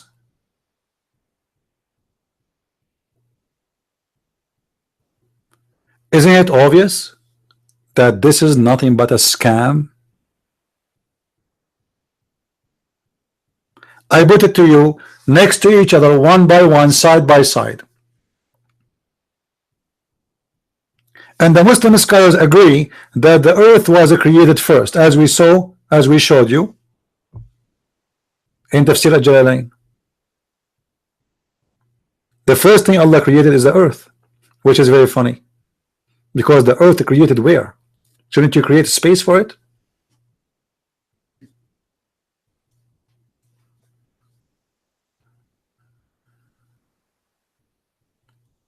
Do we have any Muslim would like to say something? So before the Muslims, they spend their time to tell us about amazing prophecy, explain to us amazing stupidity. Your God himself, he said, additional to amazing stupidity, your prophet, he said. The sun set in murky water. Allah do not remember which one he created first, the sun or the earth, the water or the mountains, the animals or the stars. I never heard of God, he don't remember.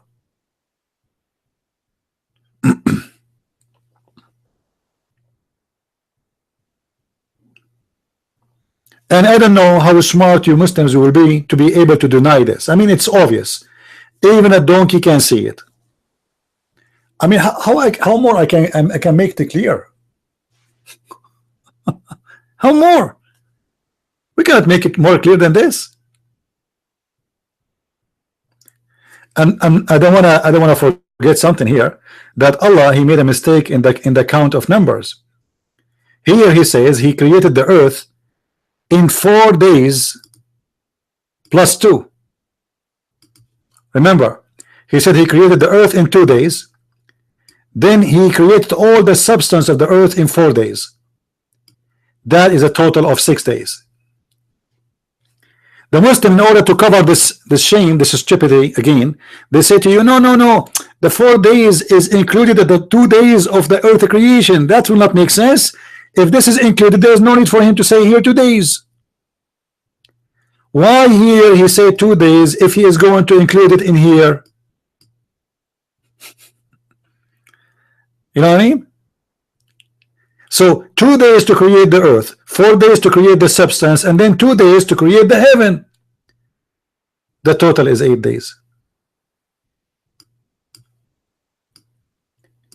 And just to show you how stupid Muhammad, with one more evident, will not hurt the feeling of the Muslims anymore.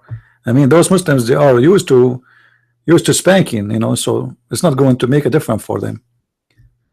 Let me show you this, which is going to prove to you that Muhammad truly is a prophet of God, with no question about that. We go to the hadith.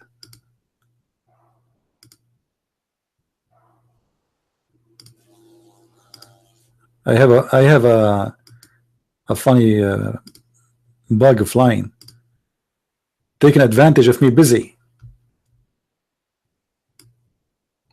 I think I left the window open. All right. Look what Muhammad he said.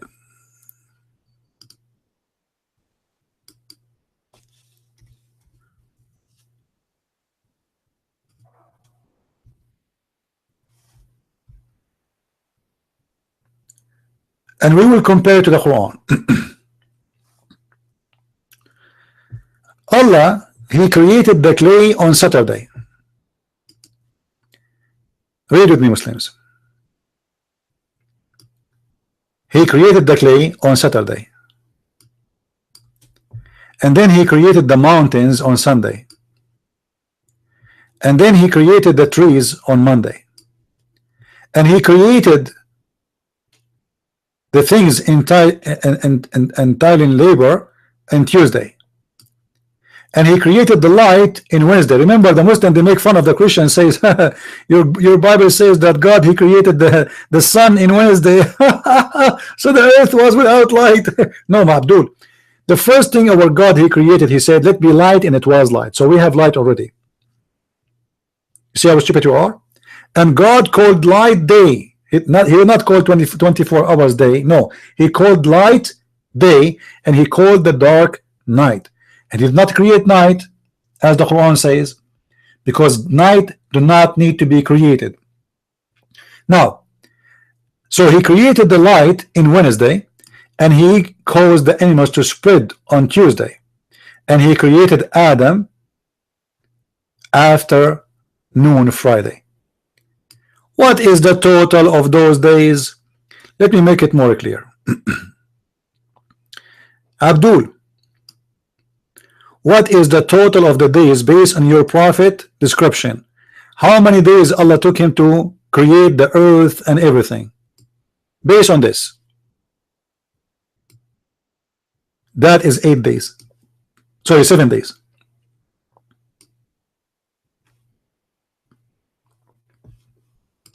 How your prophet, he is a prophet, he makes such a stupid mistake? Count with me. The first day, Saturday, the clay. Second day, mountains, Sunday. Third day, the trees, Monday.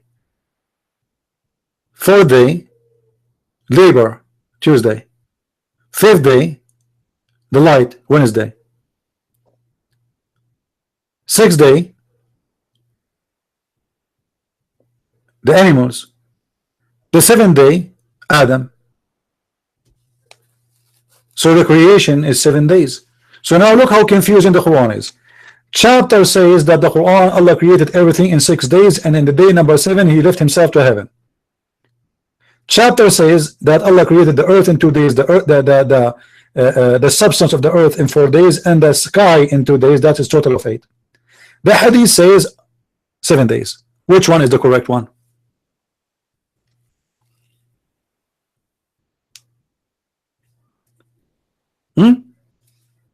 And based on Muhammad hadith, the first obviously to be created is the earth. Correct, guys? Read with me. Earth is finished, and then Allah he created the stars in Wednesday.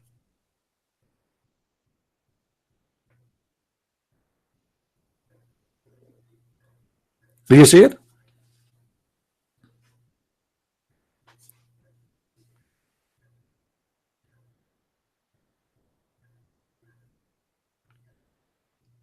And this is all is a total contradiction in the Quran and in the Hadith. The Quran contradict the Quran, the Hadith contradict the Quran, Muhammad he contradict himself. The numbers are not matching, and this is all because Muhammad is nothing but a scam. This guy, you see, when a liar he keep talking, the more he talk, the more he expose himself. And that is the story of Muhammad.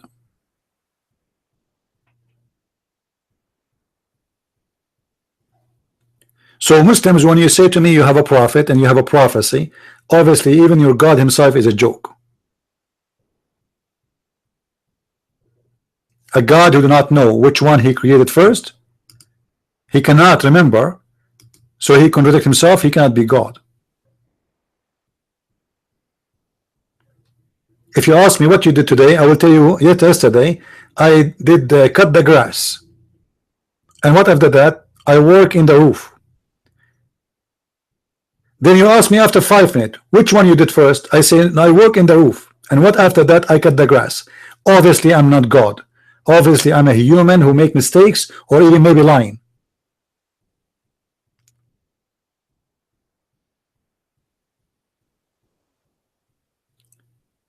This is not acceptable to be from God.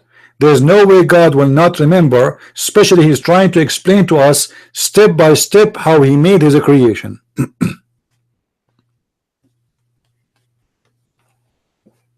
That is impossible. And remember, we are showing you from chapter 79 in the left. This is a chapter 79. In the right, this is a chapter 41. Just by using 2 chapters from the Quran, it was enough for us to show you how stupid this book is. 79 and chapter 41. And you can go, you can print the 2 pages if you have a printer, put them next to each other and read them carefully. If my explanation is not enough for you, especially if you are a Muslim, please take your time. I'll read it carefully.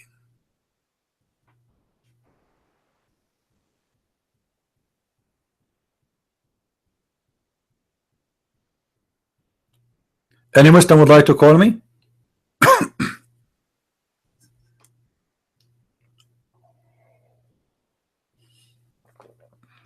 If there's any Muslim would like to call me. No, follow. The Bible does not have a contradiction in the creation of story. If you want to prove your point, no problem. Prove it to me. Why there's a contradiction? God said let be light, there was light. Everything is in order.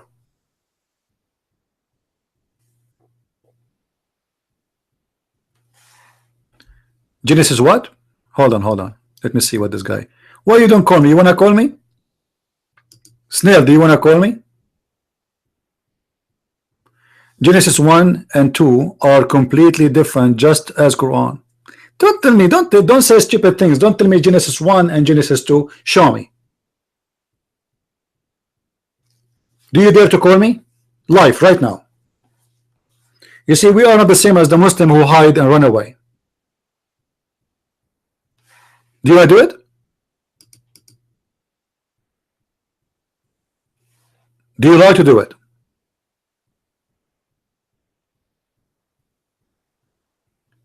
You want to play dead right now, right? Yeah. In the Bible, everything is in a perfect order. Or what those who don't believe in the Bible, they will say, well, so like God created the sun, created the light in Wednesday. So how the earth was having its own light, so it's like it's about the logic of how to live.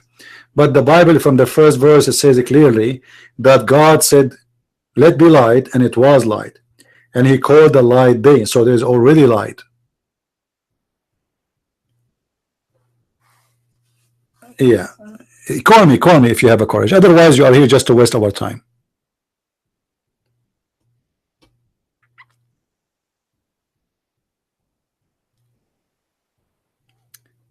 Do we have any Muslim? He have the courage.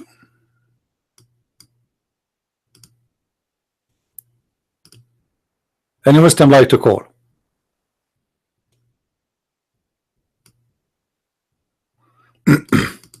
Anyone?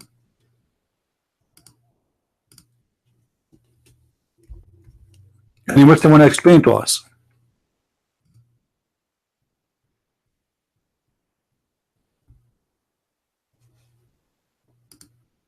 Any Muslim he don't want to explain to us? Any Muslim he explain? I mean he agree. What's wrong with those Muslims?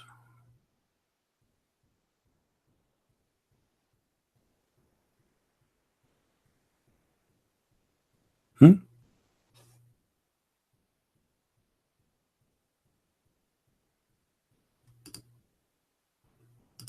And even this coward, his name is a snail, he will not call.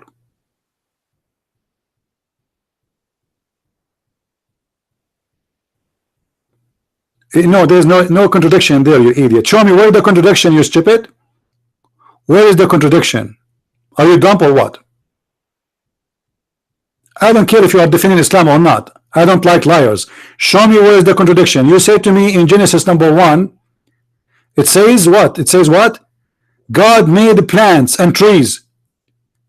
And then you says in Genesis number 2, it is the opposite. Where is the opposite? And I'm asking you if you have the courage to call me right now. Do you have the courage? Don't you want everybody to hear? Who cares if you are a Muslim or not? It's just shut up, man. You are just a kid. So why you are coming here to tell me that my Bible have contradiction if you don't dare to show me? I want to know. I want to learn. Don't you want to show everybody? If you don't dare to talk about it, why you open your mouth?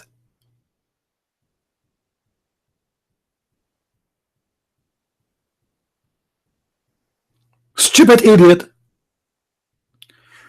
All of you can go right now and read Genesis 1 and Genesis 2, and you will see there's no contradiction. You are the idiot who is not going to read what is there. You know what those people do? They are copy paste.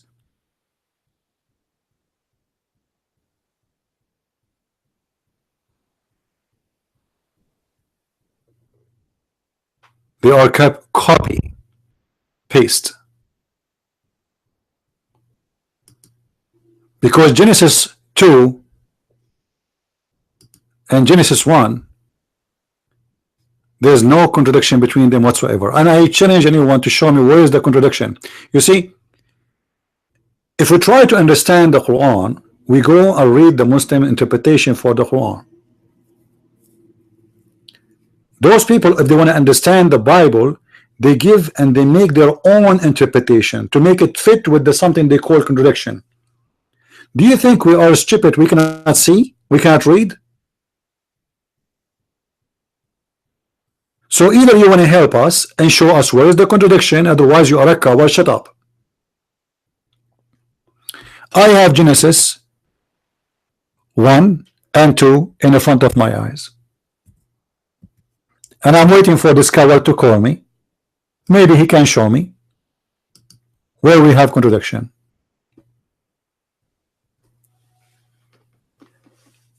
I don't like people to make general statement. I want people to show me. Here we do education. We don't make statements. Same as I show you, show me. And I don't care if you are defending the Muslims or not. This is not my topic. You said something about my book, prove it to me.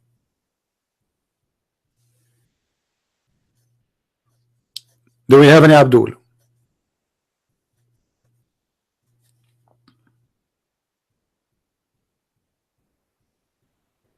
Any Abdul? Any half Abdul? Yeah, he's busy in the internet.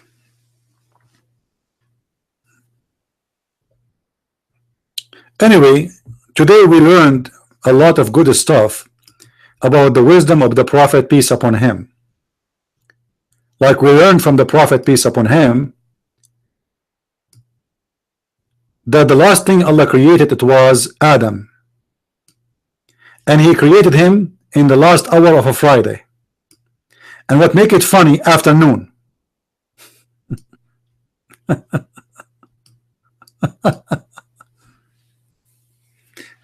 Muslims, if there is something called afternoon for Allah, what do you mean Allah created the clay in Saturday? What does that mean exactly?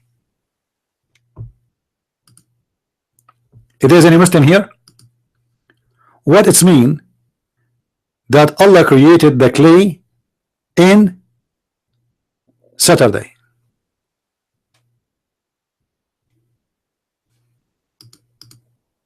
Who is a Muslim want to help us? I'm honestly seeking an answer. Honest answer. If there is any Muslim can show us what it really mean by saying that. What Saturday? Is that the first day? The first day of a creation was Saturday? You know, if you go right now and check in YouTube, you will see the Muslims and Zakir Naik and Didat. They all of them, they are a bunch of liars. They say to us that in the Quran it doesn't say that the earth is created in 7 days. The word day. Now, let's see how Zakir Naik do it.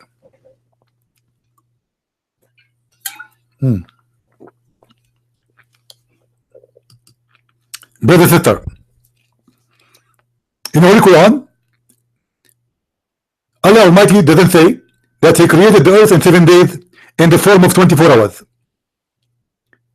The Quran says that God created the earth and the heaven in 6 days, which is a period of time. It's not 24 hours as we know today. This is what they say. You can go and watch on YouTube. But their prophet saying the opposite. Their prophet even is naming the days. He says the first day was Saturday, the second day was Sunday, the third day was Monday, the third day was Tuesday, etc. Don't you see it? Why Muslims lie?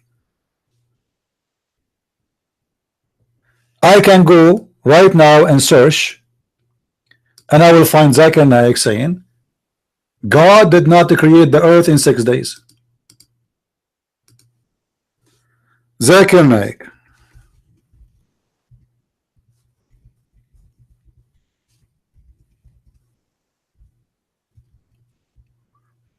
Let's see. If Allah can create anything instantly, why did it take Him 6 days to create the earth? The heaven and earth created in 6 days or in 8 days, Zakir Naik? Why Allah created the world in 6 days? He explained all of this, and you will see He says to you that this is not days. This is not days. The word days mean a period of time. Period of time? I think Zakir Naik, you have your period.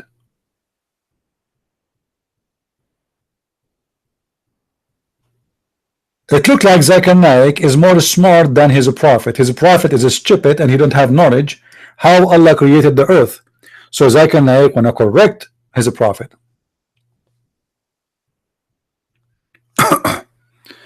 All right, hold on.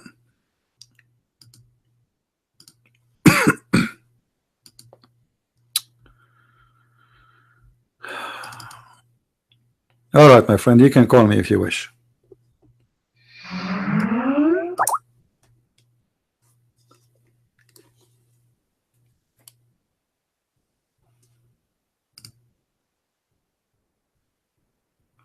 Call me. All right. Let us see.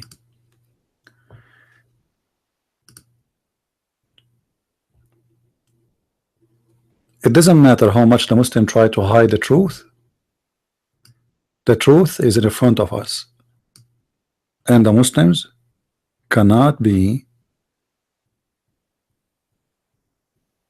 in denial.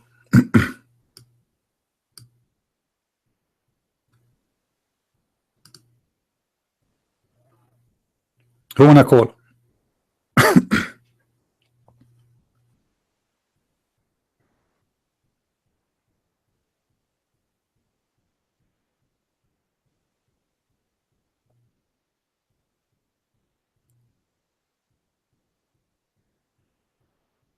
Who is going to call? I thought somebody wanna call me, right?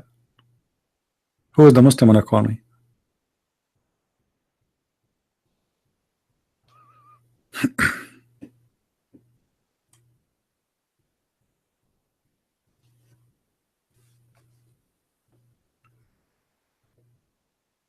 No, where is the Muslims? Who is the Muslim wanna call me?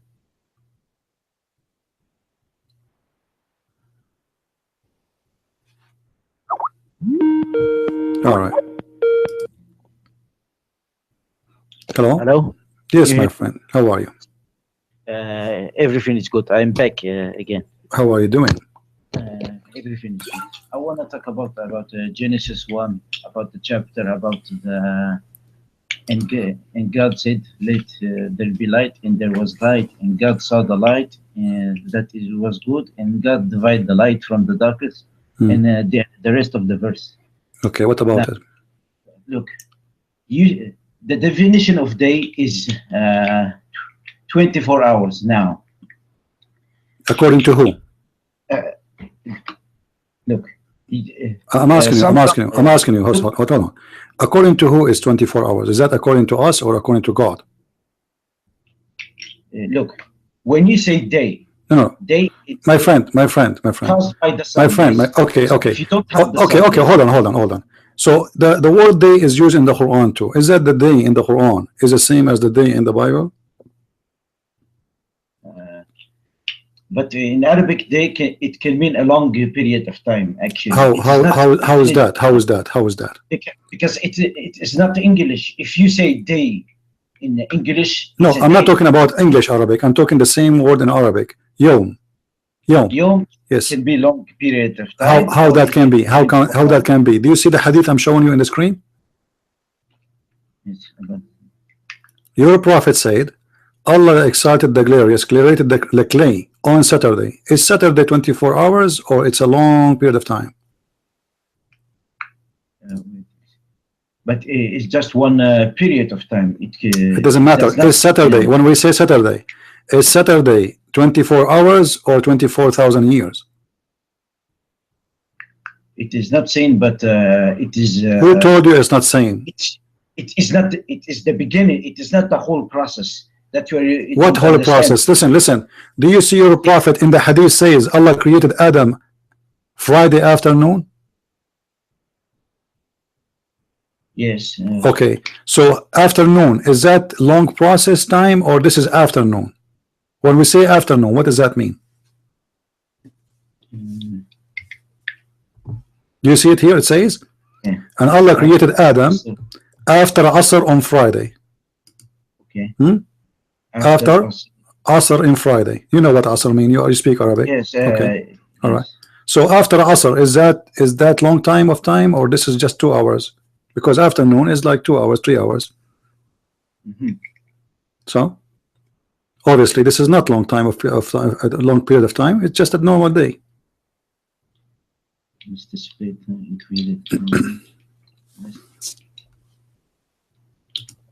So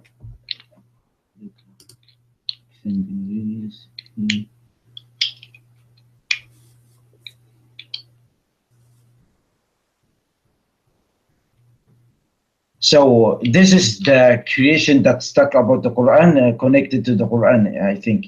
Yeah, this is the Quran. This is your prophet talking. We are not talking about the Bible. But the Muslims always, they try to fool us and they say, well, in the Quran, as you just started, that the day is long period of time. Where you get this from? Maybe because they wanted to explain. You cannot. It's not up to you to explain or not. It says clearly your prophet is the one explaining. I don't think you know what Allah He meant better than Muhammad, right? Yes. Okay, so he's saying to you, Allah created the clay in Saturday, the mountains in Sunday, the trees in Monday, the bad things in Tuesday, the light in Wednesday, the animals He spread in Thursday, and He created Adam Friday afternoon. As simple as that. So why all this game and etc.? The only explanation I can give to that is that maybe it is not the whole process, but just the time of the beginning. My friend, what now? Not the whole process. The best explanation. He just he counted everything. He counted the trees, the earth, the mountains, the human being, and the light. And at the end, he made Adam, and then he went up to heaven. That's it. This is the whole process. It is not telling you, but it is 6 days. It says actually here. It says here. In the hadith, it says 7 days, not 6. Oh, 7 days. Yeah, because if you count from Saturday to Friday, this is 7 days. Which means Muhammad, he made a mistake, obviously. And this is additional proof that he cannot be a prophet, because a prophet, he should remember that he said before in the Quran that Allah created the earth and the heaven in 6 days. Right? Yes. Okay, so how this happened? How you are a prophet and you say make such a mistake? You see, I am a human being who is not a prophet. I can make such a mistake, but supposedly Muhammad is guided by Allah, and supposedly when he speak about God, he is always ma'soom, protected, right? Yeah. So how he makes such a mistake? Same time, let me ask you a very simple question. Which one Allah created first? The trees and the water and the substance of the earth, or the stars? I don't think it is mentioning by. It is. I think it's saying. It is not in order. It's just saying it created in that. I think. No, it says in order. Let me show you, my friend. Let me show you. If we go right now in the Quran, let us go first. You know the word thumma, or yes? What thumma means simultaneously. No, it doesn't mean that, my friend. And no, it doesn't mean that. Doesn't mean that. Do you want to show you from the dictionary? Thumma mean and after that, and after with a while of time, not right away. All right. Thumma does not mean in the same time. That's false. I can show you right now in front of your eyes in dictionary. Do you want me to show you that? Show me, maybe I will understand it better. All right, no problem. Let me go to the dictionary. I will open the dictionary.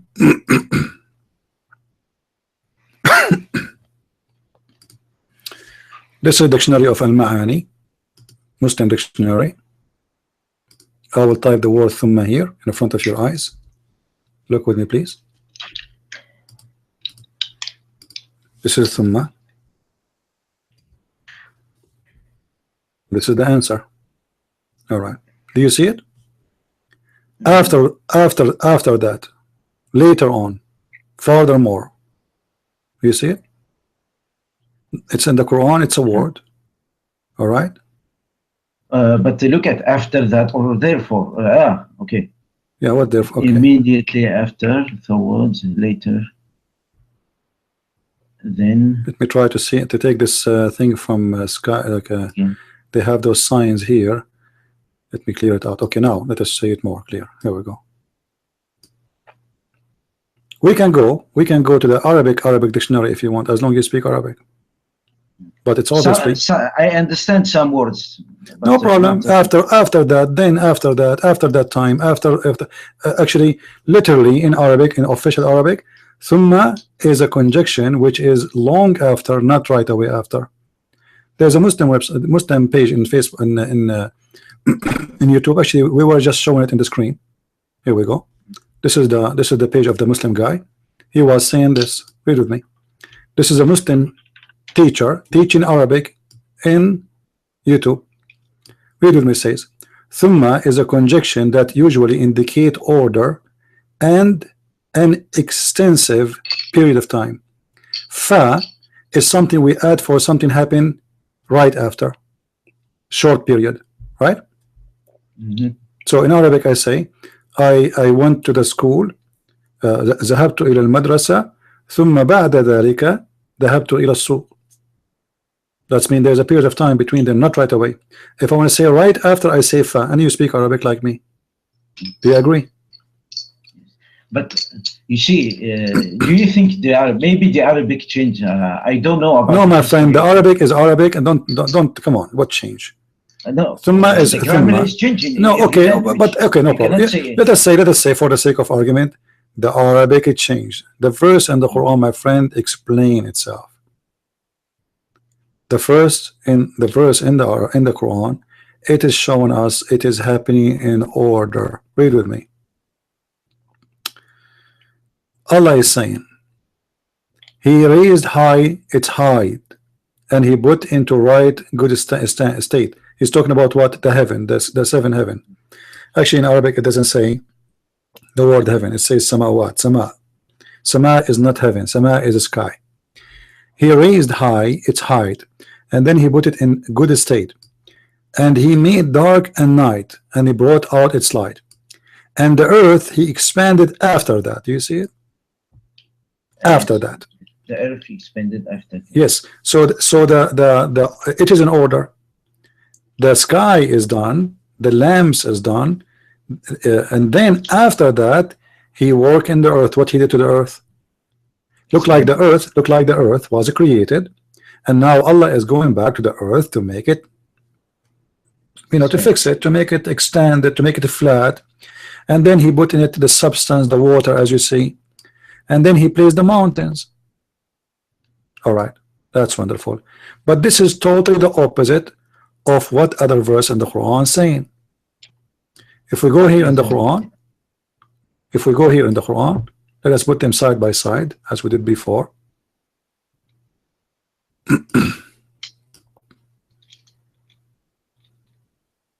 All right, if you read with me here,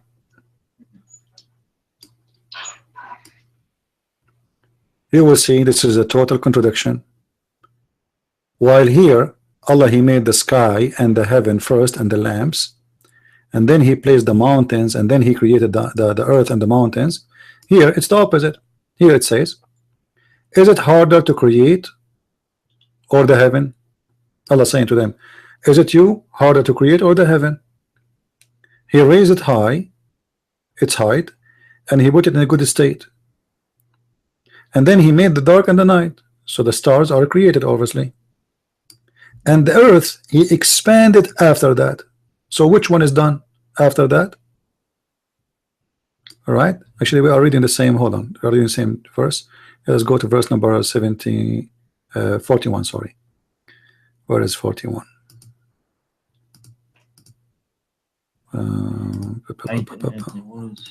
Here we go. This is the one we're talking about, sorry. Verse number, yeah, this is the chapter 79 already we read. Let us go to 41. But look at this. Say Allah, say Muhammad to the disbelievers, verily Allah who created the earth in 2 days. Okay, and then he placed. They explain it like it was inside the 8 days. This 2 days. No problem, but let us see. But let us see first the order. So Allah created the earth in 2 days, and he placed the mountains in it. And then he put the measure of all things and the substance, which mean waters, trees, grass, etc., in 4 days. Then he turned into the heaven, and the heaven was a smoke. So based in chapter 41, Fusilat, there was nothing in the heaven yet when the earth was completely completed. There's substance, there's water, there's grass, there's trees, there's mountains. This is in chapter number 41. And chapter 79 is the opposite. Allah created the earth first. Allah created the if you read with me here, created the heaven first, and then he went back to the earth, and then he put the substance, he put the water, he put the mountains and the cattle. But this is totally opposite from this, because here it says after Allah he put the mountains and the substance and etc., then he turned into the heaven when it was a smoke, and he said into it and to earth, come, both willingly or not. And then he ordained the 7 heavens, 7 skies in 2 days, and he inspired each heaven its mandate. So now in the last stage in chapter 41, Allah is making the heaven complete. So he made 7 heavens, and he gave every heaven the mandate of it, and then after that he created the lamps, and this was in the lowest heaven. So in chapter 41, the heaven was finished at the end, the lamps was the last thing to be created. In chapter 79, it was the opposite. It was the heaven created first. The lamp is like the sun. The lamps, when you say the lamps, is the sun, yeah, sun and the stars, right? So in chapter 79, the earth was created. Sorry, the heaven was created first, and then Allah he made the dark and the night, and he brought the light out, which means the lamps, and then after that he worked in the earth. But this is the opposite of what it says in chapter 79. I mean, between 41 and 79. So I don't know how I need to be explain that more than this. It's very simple. As an example, when the mountains was created according to chapter 79, the mountains was created. Focus with me in the mountains, so we can learn. The mountains was created, and then after that, sorry, after that he created the cattle. So the cattle and the mountains was the last to be created, the last thing. But already the sky was created, as you see, and the light was created, and the night is created. Okay, so what we took now, that mountains was the last thing to be created, and then after that the cattle. So the mountain and the cattle is the last thing. If we go here, we will see the opposite. All right, Allah created the earth in 2 days, then he placed in mountains. So the mountains was the second thing to create after the earth. But in chapter 41, 71, 79, the mountains, it was almost the last before the cattle. I think you can see the difference, right? Yes. So it is a total contradiction. Which one of them is correct? And now forget about if it's a day or it's an hour or it's 1 billion year. It doesn't matter no more. There's no way that God, he don't remember which one was first. If this God is talking, he will remember that the mountain. Does the word Thuma used in the left side or? My friend, we can go to the Arabic. You want me to go to the Arabic? Yes. I will go to Arabic, both of them. Hold on. All right. We go to the Arabic and we do this. After that, can we go back to the Bible about the Genesis? You know, let us focus in. Oh yes, in your Quran. after that, maybe later. I don't know. Yeah, my friend. As you wish. My program is about Islam. There's a brother. His name is Sam Shamoun. If you like, I advise you to go and ask him anything you want about the Bible. He loves to talk about the Bible. All right. Now, we are.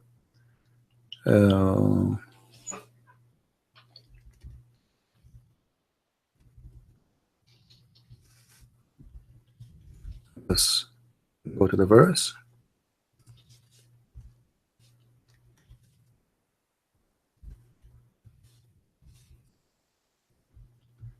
All right. This is chapter 79, and this is in Arabic. And here we will go in the Arabic version of Fusilat. Here we go. So this is the one we want, and this is the one we want, both in Arabic. Here we go. Okay. So you will see here. أأنتم أشد خلقا أم السماء بناها رفع سمكها فسواها وأغطش ليلها وأخرج ضحاها والأرض بعد ذلك دحاها. Do you see بعد ذلك? Okay, what بعد ذلك mean? What بعد ذلك mean? Translate. After that. After that, thank you very much. So it's so clear. So Allah, he created the sky, he made the day and the night, which mean the light, and then the earth after that. Now he is telling us what he did. He made it flat, dahaha, and then he brought from it its water and grass. And after that, in verse number 32, and he put the mountains in the top of it, which is a mistake, scientific mistake. All right, now we go here. What do you mean by saying the word? Because it says the word is flat, as you say. Yeah, dahaha mean flat. But it does not mean absolutely. I think.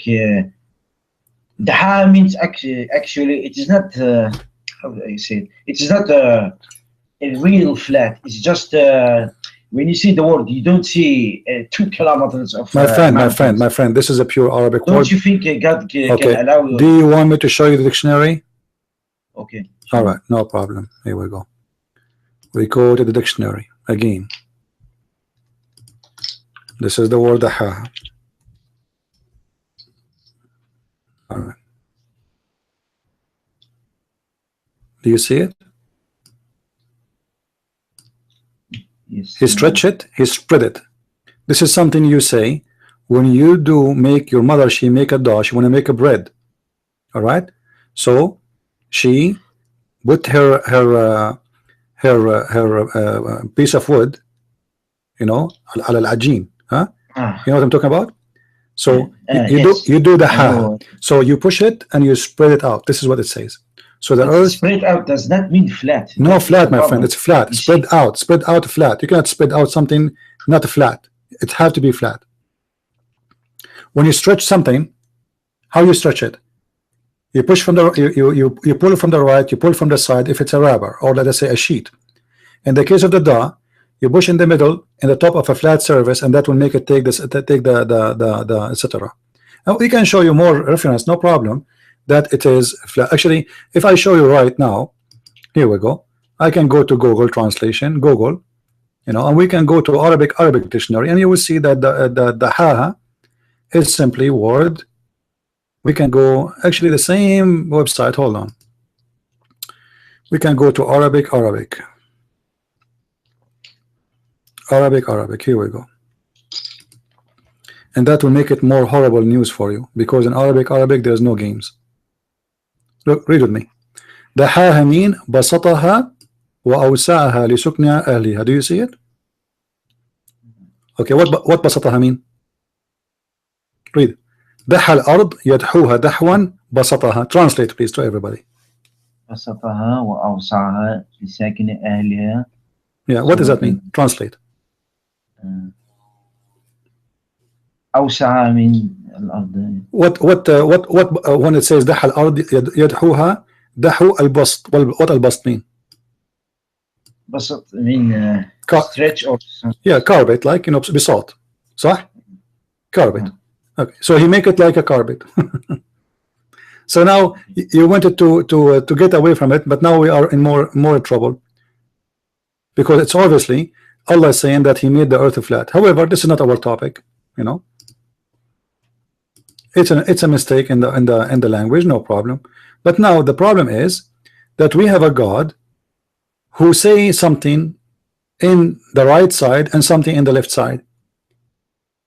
In the right side, He says that the heaven was finished first, and then He made the earth flat, and then He made the water come out. وأخرج منها ماءها ومرعاها والجبال أرساها متاعا لكم والأنعامكم, etc.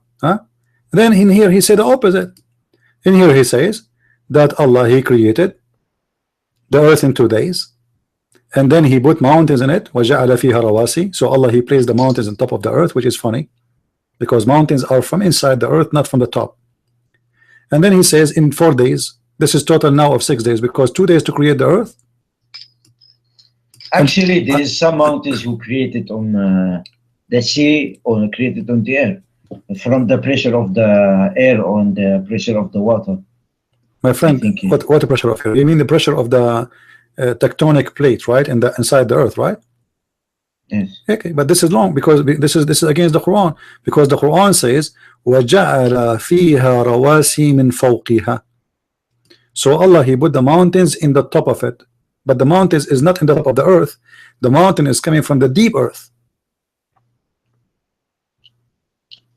You see the top of the mountain, you see, is not really, it is coming from the deep earth. It's coming from a deep place. The pressure, the substance, yes, yeah. I agree that. Yeah. So the Quran, for example, the meteor. Sometimes the meteor hits. When you think about it, my friend, meteor does not make a mountain. The meteor does not. No, my friend. Meteor does not make a mountain. It make a hole. It make a valley, not a mountain. Yes, but look, when you look at the Earth was nothing actually, but gravity comes on, and I don't know how scientifically they. No problem. Leave this one. But isn't it obvious now what you will say about the contradiction? There's no way this is from God. One in the right, he says the earth was finished first, and the mountains and the substance, and the other one he says the opposite. It was the sky finished first, the lights finished first, and then he made the earth flat, and then he placed and he put the substance, and then at the end he put the mountains. Is totally opposite direction. So which one is the correct one?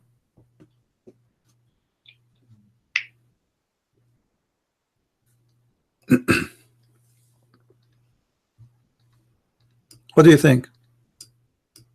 I think I need to study more of that, because the way I understand it is the 2 days are inside the 8 days. Let us So say, actually, my friend. this is what I Okay, this understand. is not an issue. Let it go. Let us say the 2 days is inside the 4 days. This is not the question actually. The question is how it's contradict each other, because in the right side that Allah He made, as you see with me, the sky first, then He made the earth flat, then He put the mountains, then He put the substance. In the left side it says the opposite, that Allah He finished the sky first. All right, sorry, he finished, he created the earth first, and then He put the mountains in the top of it, and then He went to the sky, and the sky was smoke, and then He made 7 skies, and then He made in 7 skies lamps. So the last thing created Allah in chapter 41 is the lamps, but the lamps was created already as from the beginning, as we see in chapter 79. It says أأنتم أشد خلقا أم السماء بناها رفع سمكها فسواها وأعطش ليلها وأخرج ضحاها. So here, after Allah He created the sky and He lifted it up, which is funny, He made it night and day. So the night is already created and the day is already created. I'm not going to speak about creating the night because it's funny too, because there's no night to be created. Darkness is not to be created. But night is you need the sun in order to have a night, because night by definition, I think, wait a minute, night, second, night actually, I think it is a result of the sun. So if you don't have a sun, no, my friend, don't have no, a my night. friend, no, my friend, the sun is so the smallest. You cannot have a night without having my friend, listen, the sun is the smallest star. The sun is the smallest star, and in the universe there's billions of the sun, and still if you look at the sky you will see it's dark, but because we are beyond the atmosphere, when the light of the sun hit the atmosphere we see the sky blue. Now according to Islam, why the sky is blue? Do you know? No, I never heard of that. You never heard? Okay, let me show you. If we go right now to the Quran, we will find this. Have you ever heard of Qaf, Mountain Qaf? Surat al-Qaf, you mean? Right. Okay. Right. Yeah. Okay. What the chapter Qaf is? I don't remember, but I know there is such a thing, Qaf in the Quran, surah name. But what do you know what Qaf mean? I think what the ulama says is that they don't know actually what it means. They're just mentioning. They don't know. What do you remember from chapter Qaf? Do you remember anything? Can you show me so I can maybe I will understand? No, but do you remember anything of Qaf? Wait. Nothing. Okay, no problem. I can tell you don't remember. No problem. Okay. Let us go.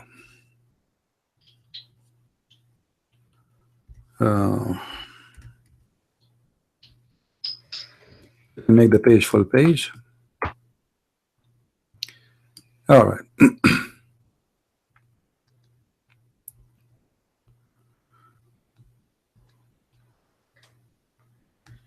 Here we will see what the Quran is about. Oh boy, hold on.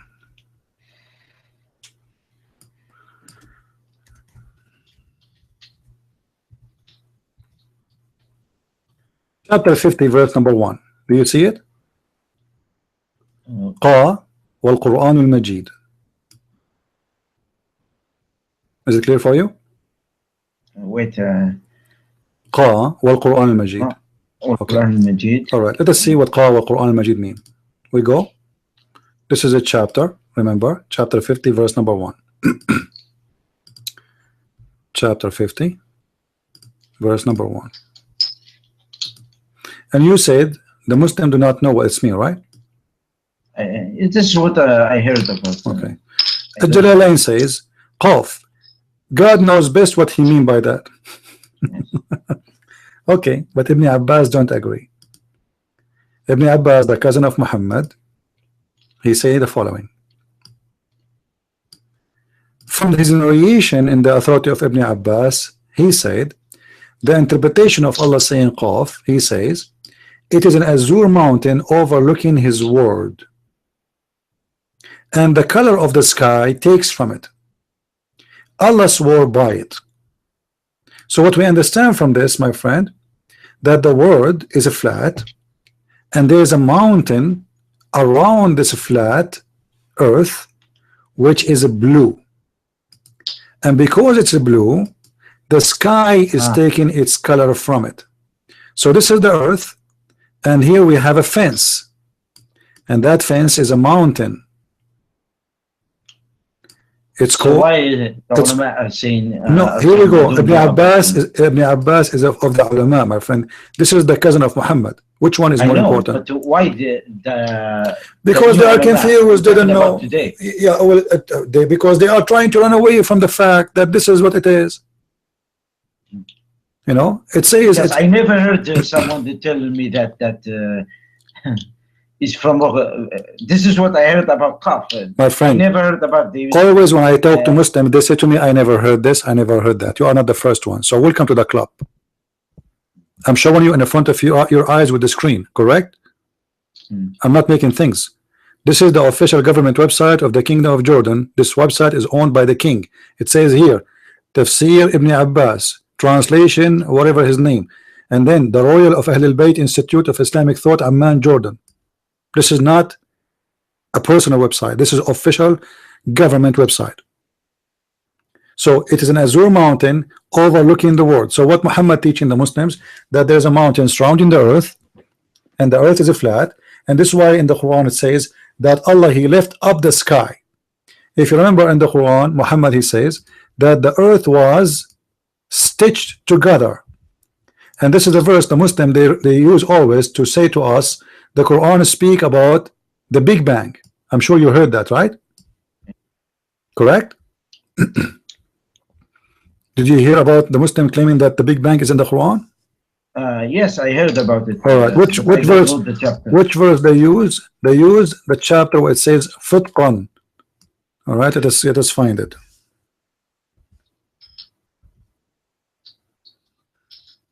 All right.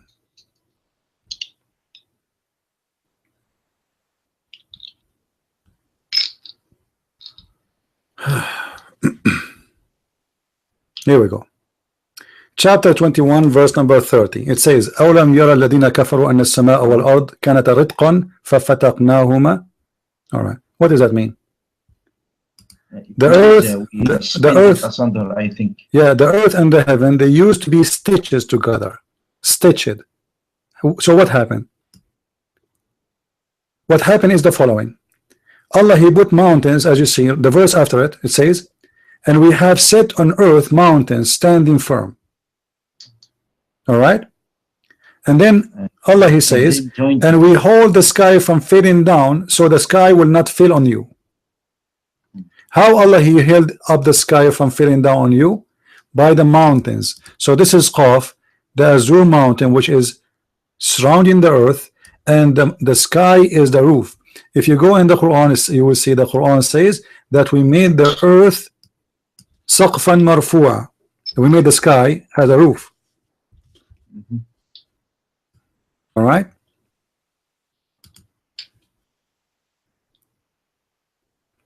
وَجَعَلْنَا السَّمَاءَ سَقْفًا مَحْفُوظًا. We made the sky protected roof. The Muslim, they try to say this is about the atmosphere, because God, he protect the atmosphere from, you know, that this is about the opposite, that the genie and mankind, they cannot get out of the earth. All right, let us continue. وَالسَّقْفُ الْمَرْفُوعَ, chapter 52, verse number 5. So this was a roof, used to be down, and Allah, he lifted up. Do you see it? Yes. Okay, where the sky was down, is the sky is lifted up? Do you think the sky is lifted up? Lifted up. Yeah. because it says سقف مرفوع. In Arabic is a simple Arabic. The sky is lifted up. For what is the meaning of lifted up? I don't. Well, it says lifted up. It's mean I put it up. It was down, and I. Like So they say it is a Big Bang. You have seen. Forget about the big man right now. I'm asking you. When the Quran says the sky, Allah He lifted up, is that a true statement? Is that correct? That the sky, Allah He lifted up? In order to say no, we know, because we are inside the sky and nothing changed. The sky is not lifted up. We are just a small dust inside the sky. How we are lifted up? Do you know how small the earth inside the space? Small, tiny dust. Dust is not even a dust. So how you can lift the sky from the earth? We are in the sky. We are inside a crazy huge space. Because we have different skies. I mean, we have different. Doesn't matter, my friend. Doesn't matter. We are inside. It doesn't matter. No, we are inside the sky. Okay, let us say we have many skies. No problem. But the sky, we are inside it. It's inside it. We are inside it. So Allah, He lit the sky. Allah, He said He made 7 skies, right? Yes. Okay, 7 skies, and we have a lowest sky. So the lowest sky is the one we are close to it. Is it lifted up? No, we are inside it. But the chapter in the Quran does not talking about the sky. Who is just talking about in general. It does not say the. No, it says that He lifted up the sky. It's very simple. You speak Arabic, I speak Arabic. Read it. وَالسَّقْفُ الْمَرْفُوعُ. It is a lift up roof. You know, and then in different verse He said Allah He hold the sky so the sky will not fall on you. But it does not mean in physical form. No, it means a physical form, my friend. How you know it's not mean? Everything is physical here. Are you telling me that actual God is holding? Maybe it is the angels. Yes, Allah is holding it. Yes, here we go. It says وَيُمْسِكُ السَّمَاءَ أَن تَقَعَ عَلَى الْأَرْضِ. Do you see it? The very simple, clear Arabic. And He is holding the sky from falling in the earth. Do you see it? Chapter 22, verse number 65. He is holding the sky from falling on us. Yeah. So how that is? And here He says, like, look at the guys at the first translation. They put between 2 brackets rain. What rain? It says He hold the sky. Hold the sky. There's no rain there. That's false. So He is holding the sky from falling on us. How He is holding the sky? Yes, there is no rain actually. Huh? Yeah, there's no rain. What is the word rain for Arabic? I forget. Matar. Matar. Yeah, yeah. So Allah He hold the sky from falling down. Explain to me how this happened. Where the sky fell down? We are inside the sky. We are swimming in the sky. Okay, I got it. All right. Yeah. So now we have endless contradiction. Which one is not convincing for you? Are you still wanting to be a Muslim after this? After all this disaster? Be honest with yourself. I am thinking about maybe there is explanation. I don't know. My friend, find me the explanation. I'm showing you the explanation. Don't you see? I'm showing you. Actually, the explanation will make it more horrible. Trust me. The explanation will make you run away from Islam. I know some people who left, but because what about God?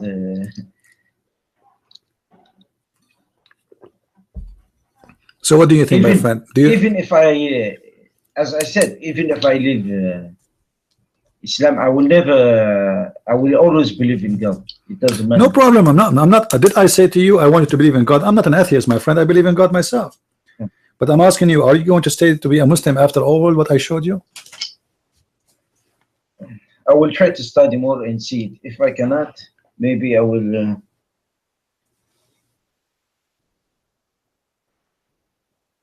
I don't know. Are you shy to say I am out of Islam? Say it, man. Obviously, Muhammad is a false prophet. You do not need to you know, it's obvious. You can delay and you can try to fool yourself, and you can say later. And I mean, it's obvious. What is after this? The thing is, I heard Christianity, as I say, there is. I don't understand the idea that God my is friend, in three in one. You see, forget about Christianity now. Did I say to you I want you to be Christian? I did not say that, right? I'm not asking you to be anything. Be yourself. Be whatever you want. I'm saying to you, after what you heard, be honest with yourself. Isn't it this is enough of proof to you that Muhammad is a false prophet? it could be. I don't know. No, it's not could be. It's obvious because liars are a liar. You know, either this is true or this is false. You see, the Muhammad in the Quran, he said, if this is not from Allah, you will find in it a lot of contradiction, correct? Yes. All right. That's it. We found the contradiction. Very simple. So Muhammad himself, he gave you the guidance. If this is not from God, in chapter 4 verse number 82 it says أفلا يتدبرون القرآن ولو كان من عند غير الله لوجدوا فيه اختلافا كثيرا. Yes. Okay. I know that. All right, that's wonderful. So if this is not from God, you will find contradictions, and we found very easy contradictions. But you see, they always is contradiction, but there is other problem. The problem is sometimes it's physical, sometimes it's metaphorical. No, there's nothing. You see, my friend, here what we talk about, the examples I showed you, it cannot take images different from what it is. Allah speaking about creating earth and mountains and substance. That's it. It's simple. So it can't be metaphorical. Allah saying, I created stars, I created the water, I created the mountain. Very simple. There's nothing spiritual. All right. All is about the physical creation of the earth, creation of the sky, the stars, and those they don't match with other verse in the Quran. So it's obvious contradiction. There's nothing here spiritual. So what is the point? It is not a religion then if you don't have a spiritual. Islam does not have a spirituality. Where is spirituality in Quran? When you convert, when you are a Muslim, you go to heaven. What you will get? There is maybe I heard that 77 women. No. Are you going to pray in the heaven? There's no prayer in the heaven. Yes, there is no prayer and there is no chores. Okay, so what heaven? So in heaven, yes? in the house of God, there is no spirituality. So what there is? Belly dancing. There is eating, drinking, and effing. Do you want to say? And effing. What is? Effing. The F word. What? The F word. Cursing. The F word. No, sex. There's belly dancing. Women shaking their asses, shaking their boobs, getting naked, bend over, legs is up. A man having sex for 70 years. The orgasm of a man will be 70 years. But in the whole heaven of Allah, there's no one, not even one person is praying. So yes, Islam have no spirituality. A human being in the heaven of Allah is the same as a bacteria. He put it in the lab and he give it the food. You know how scientists they grow bacteria?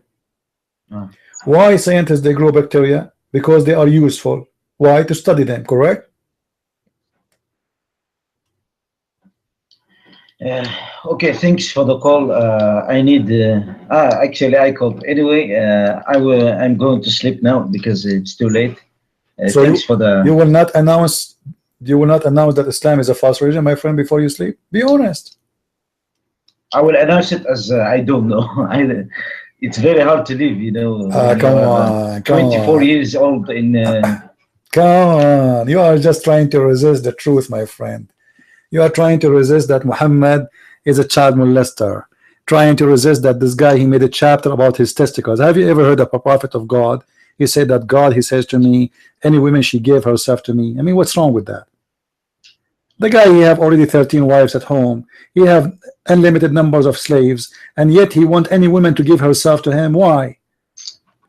Why? I'm a prophet of God. I have 13 women in my bed, and yet I say any woman she want to give herself to the prophet.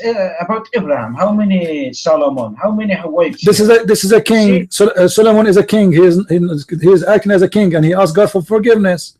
Who told you that those guys they were doing the work of God? When they do work of God, They are doing the work of God. When they don't, they ask God for forgiveness. Go and read the Bible, my friend.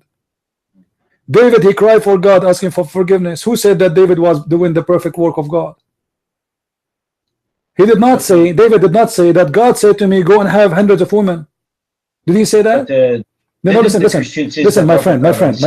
my friend. Did David say, I receive a verse from God saying to me, any woman she want to open her legs for me? Did he say that? No. Okay, so it's David, he commits sin, he's a sinner. Prophets in Christianity, they are sinners the same as a human being. They commit sin too. The Bible says clearly, no good but God, which means I am not good, you are not good, prophets are not good, only God is good, and that is Jesus. Jesus never commits sin. So David commits sin and he asks God for forgiveness. Solomon commits sin. Every human being commits sin, but they are asking God for forgiveness. Muhammad, he commits sin and he make it as order from God to commit sin.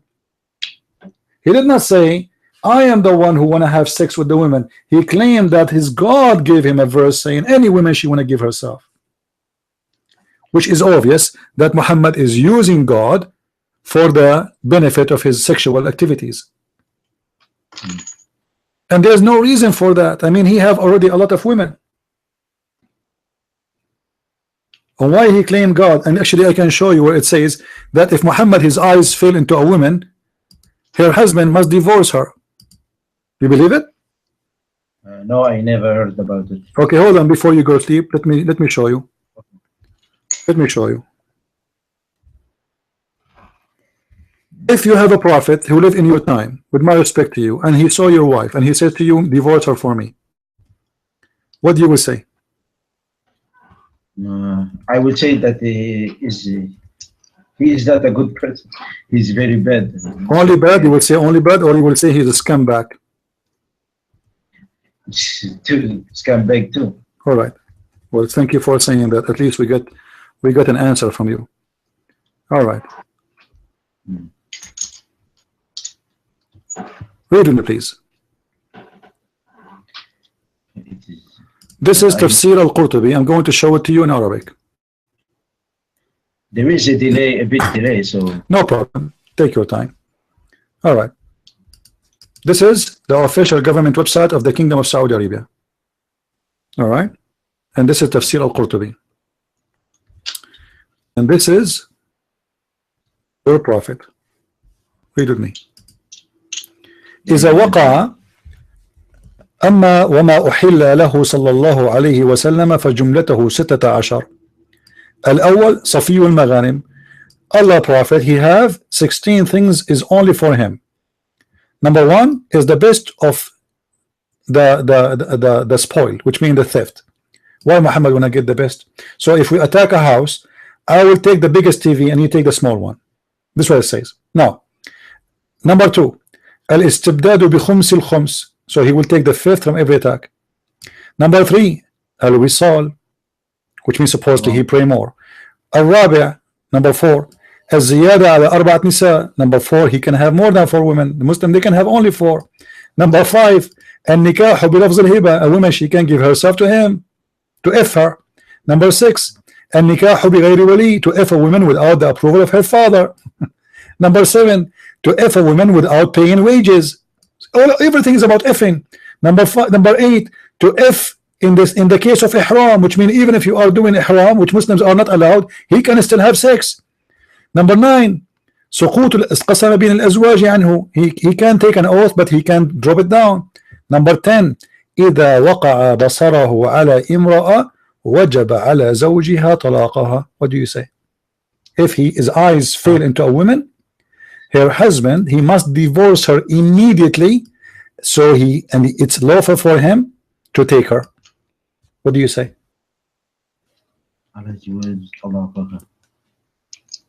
It does not make any sense. I'm sorry. It doesn't make any sense. I know. A second ago you said if someone he says that, he is a scumbag.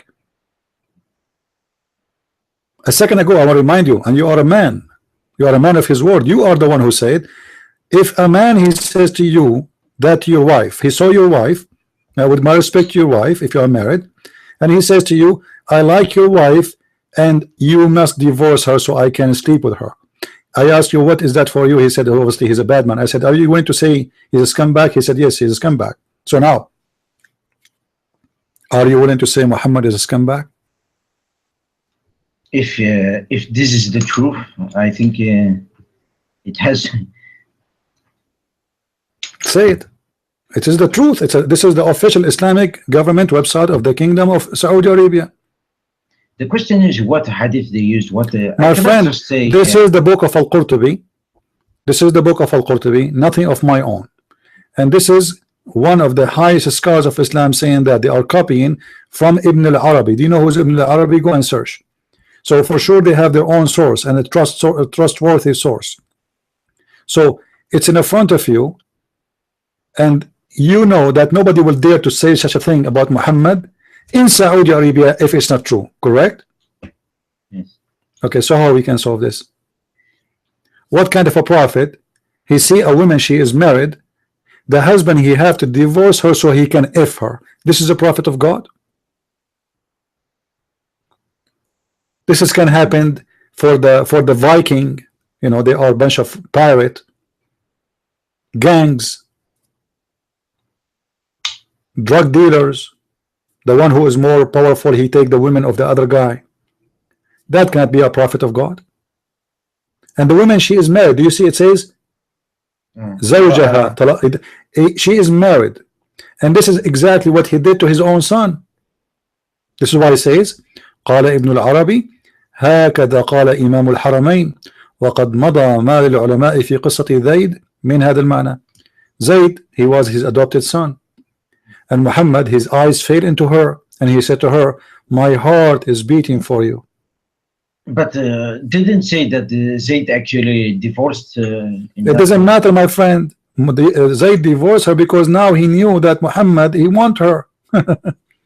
As you see, that's why they're explaining.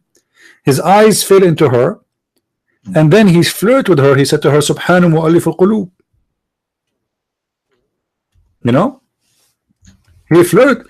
Imagine a man, he come to your house and he flirt with your wife. What do you say? Probably I will kick his ass. Properly, you will kill him. Yes. You know, this is what Muhammad he did. So I don't know if you don't want to say Muhammad is a false prophet. Obviously, it's up to you. But there's no way that the prophet of God, he will make such a chapter 50, chapter Al-Ahzab, verse number 50, where it says, oh, holy prophet, we are made lawful for you, your cousin and the cousin of your cousin and the cousin of etc., and the women who immigrate with you, and any woman she give herself, so you can F her. And this is a license only for you. I mean, God, he give license only for Muhammad about effing. Prophet of God, he should not seek his own benefit using the name of God. Imagine I say to those people who they are listening to me, who is a woman, she is willing to give me her private part. I am serving God. I mean, that's crazy, right? And I say to them, well, God told me that because I'm a prophet, you women, they should give yourself to me. That is disgusting. So either Muhammad was serving God or he was serving his penis. Obviously Muhammad is not serving God. He used the name of God for the purpose of his penis and his testicles. God is just a tool to control people. So I say God told me. And there's, by the way, there's some, they claim to be Christian, they do the same as Muhammad, they are scumbag. There's a Christian minister, he said, God told me to buy an airplane. He want the Christian to donate for him to buy him an airplane. Here we go. He's the same as Muhammad. Those people are always exist, but they are satanic. It doesn't matter what religion they claim to belong to. It doesn't matter what the name of the God they belong to. They claim, but obviously they are using the name of God for the benefit, either about money. As you see, Muhammad, he used God for the benefit of money, benefit of sex, benefit of power, benefit of authority, and he is above everybody. People, they can have 4 wives, he have unlimited number if you want. People, they cannot have marriage without witnesses. Muhammad, he can have a marriage without witnesses. Who need witnesses? When he took Zainab to his wife, as his wife, he took her home. Zainab, she said, where is the witnesses? He said, Allah and Jibril is my witnesses. If a Muslim man, he have sex with a woman without witnesses, his marriage is not accepted and he will be killed, or let us say, at least if he is considered as single, he will be lashed. Muhammad taking a woman from her husband and sleeping with her, and the witness is God. Anyway, before I leave, I want to talk about the. I don't want to. I'm just saying. I pray for the people who died when there was the attack on Los Angeles. I think I want to pray for them. May God bless them. Thank you, my friend. We won't see this horrible. Yeah, people. You know, there's people. They are crazy. This guy obviously is taking medication. He have a problem with medication. It's not. He's not taking drugs as drugs. Look like he is taking medication, and the medication caused him to do some horrible things. Yeah. Anyway, thank you all. Thank you for the call. You're welcome, my friend. Welcome. Thank you for calling. And if you have any question, let me know. All right. Okay. All right. Thank you. Thank you. God bless.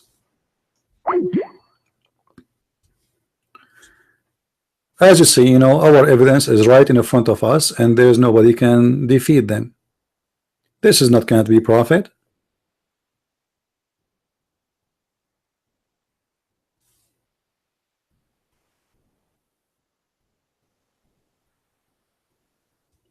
There's no way this person is a prophet. A prophet, he will not use the name of God. Did Jesus ever took money from anybody for anything he did?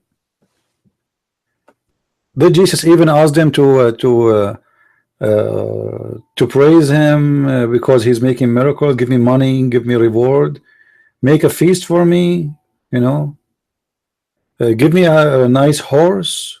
Jesus, he rides a donkey. Paul, he used to make tents to make living. All the apostles of Jesus, they die poor. The Muslim, they say to us that Muhammad, when he died, he borrowed money from a Jew. Well, there's no Jews in the time of Muhammad when he died. He killed them all, my friend. What borrow? What are you talking about? What Jews? They say to you he borrowed money from his neighbor. Muhammad, he have the fifth from every attack. Where's the money is going? Muhammad have the best of the spoil. Where is the money is going? And suddenly Muhammad is the poorest man in the nation. Muhammad, he have 13 wives and 13 houses. I cannot hardly pay the bills of my house, one house. How a poor man he can afford to have 13 women and the slaves of each one of them?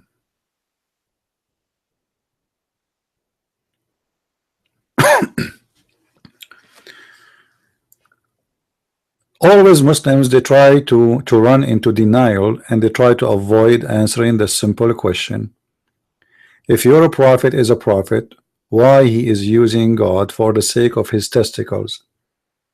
I see there's one purpose of Islam, it is the pocket and the testicles of Muhammad. There's no other purpose.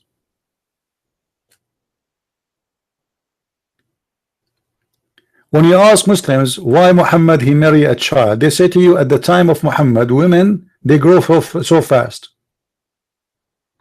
And then they try to be smarter. They say to you, do you know how was the age of Mary when she get married? Are you stupid or what? According to the Quran, Mary, she gave birth and no man touched her.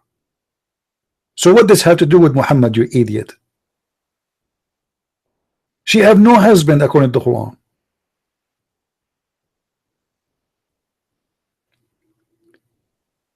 Name for me one thing is filthy in this earth Muhammad did not do.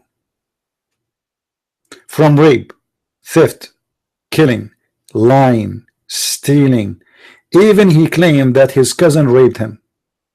He said, وَأَمَّا إِبْنُ عَمِّي فَقَدْ هَتَكَ عَرْضِي. His cousin and his son-in-law, they came to visit him. He said, I don't want to see them. Why?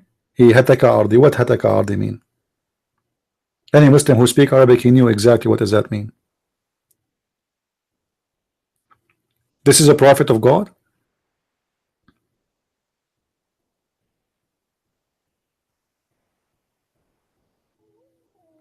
If there's a Muslim would like to call me.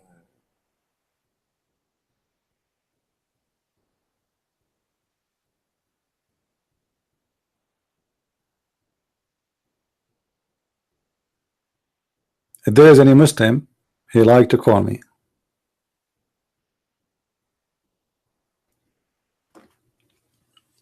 Not even one. I was expecting some Muslim to call us and he explained to us how Allah became a shin.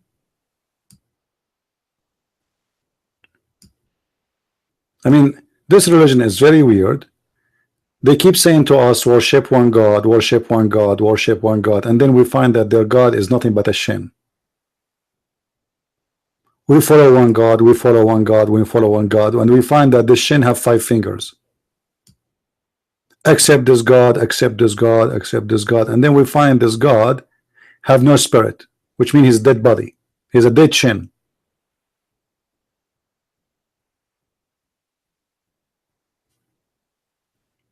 This is God.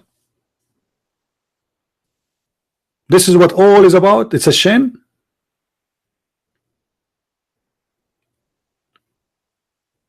You Muslims are bowing down, praying down to the shin Allah.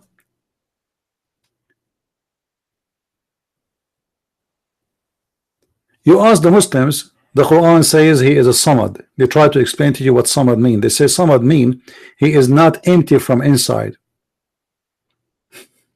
I mean, this is the most stupid answer. He is not empty from inside. Why? They say that Adam, because Shaitan, he found that Adam is empty inside, so he was able to sneak inside him. But he cannot sneak inside Allah because Allah is not empty inside. He is made from concrete. This is God.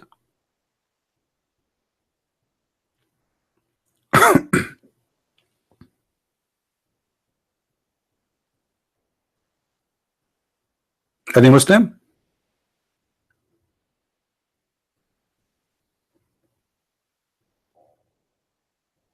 Well, I'm doing my best to spread the truth, my friend, but look like nobody care. You see, I stay many hours, I open many hours, I make many videos. Today I made many videos, but still few people appreciate what we do. But I don't care really. I do it for the sake of the truth, and the truth will set you free.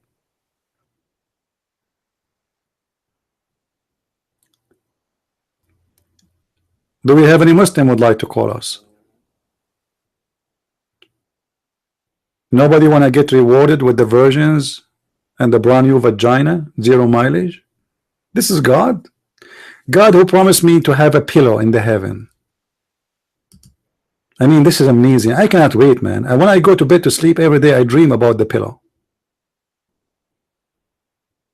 I cannot wait to get the pillows of Allah. Allah, he promised me in heaven I will wear a bracelet. Bracelet, why? Are you hippie? Why you want to wear a bracelet?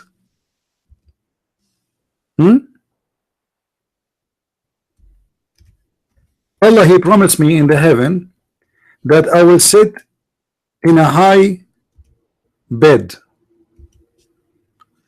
Is that the same bed I have in the army? I hate it. I used to jump in the top of the guy underneath of me. And once I step in his hand, he screamed at me. He will give me a rise bed. What the difference between a rise bed and a down bed? I mean, what is the difference? A bed is a bed. This is a promise of God? Huh?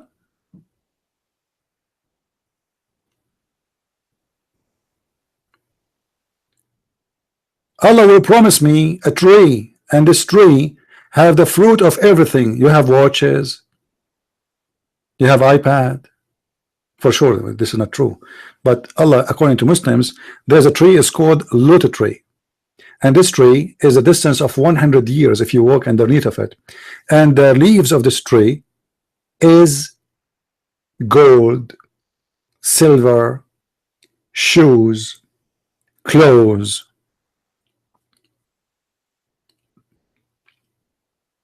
What's wrong with you Muslims? And Allah, He will give me a pillow, and Allah will give me a virgin, and those virgins nobody touched them, and those virgins they have nice boobs. Even Muhammad, he described their boobs, and the Quran described their boobs. And the women, they will be always, all of them, they will be from equal age. All of us, we will have one age. The guys, they will be 33 years old, and maybe the girls, they will be in the age of Aisha.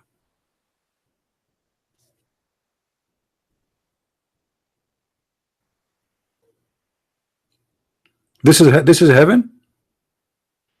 In the heaven of Allah, there is nobody will be praying. Allah will not be remembered no more. What we do, we have party, we have vodka, we have wine, and we have bird meats. We don't have beef there. And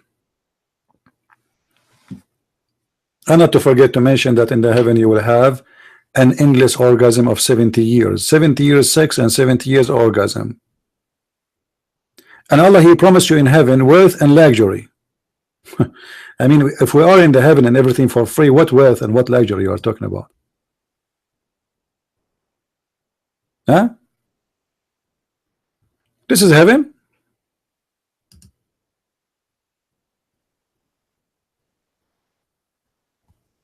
Muslims, anyone want to answer? This is heaven.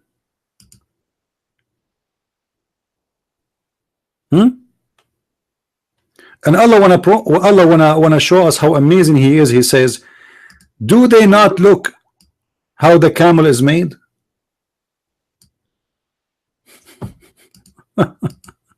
How the camel is made. How the camel is made. Is that supposedly will tell me something? And at the sky, how it was raised? Is the sky is raised? And how the mountains is fixed firms? Is the mountains firms? And how the earth is spread out? Is the earth spread out? Every statement is a statement of a crazy guy. None of them is true.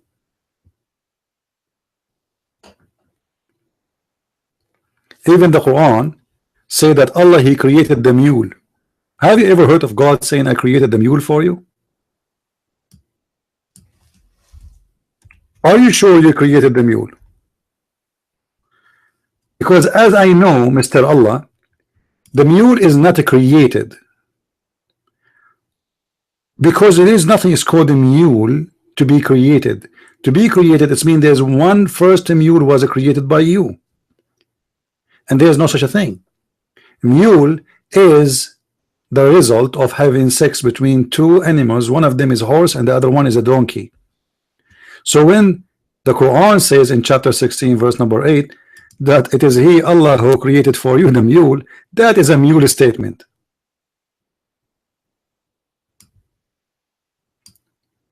That is a pure mule statement. And He has created the horse, the mules, the donkeys for you. Is that true? Since when the mules are created? Somebody can tell me what is the first mule?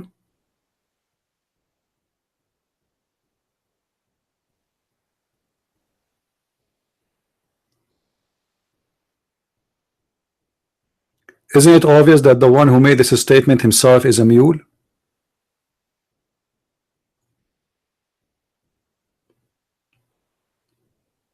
If there is any Muslim here when I talk, will I call us?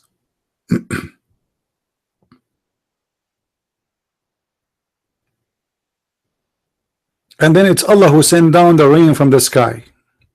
Are you sure?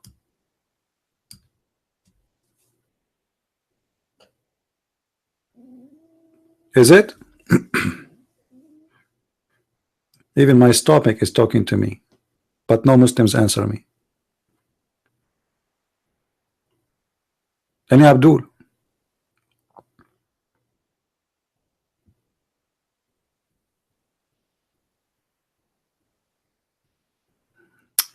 All right, guys, I think we have enough for today.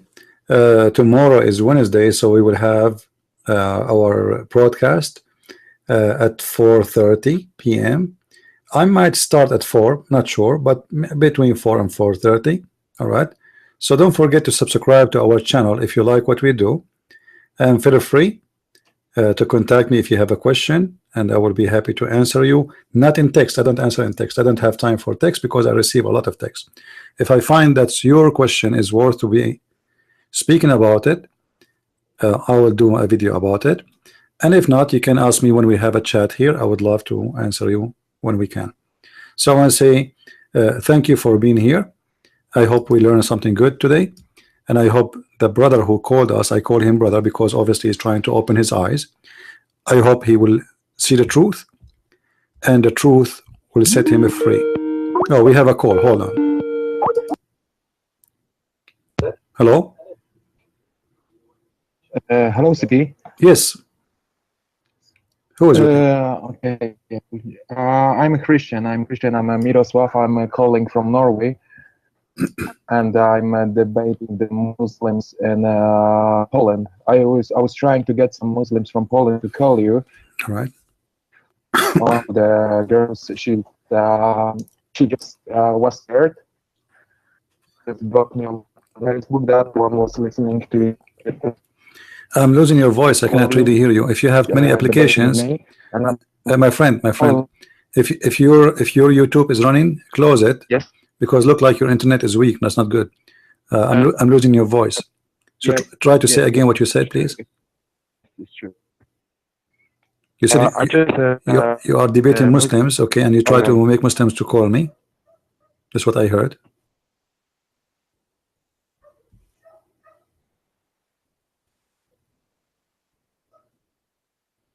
Yes.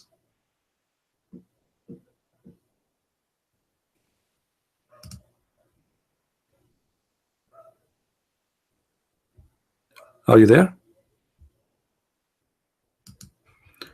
Looks like we have a problem from his side.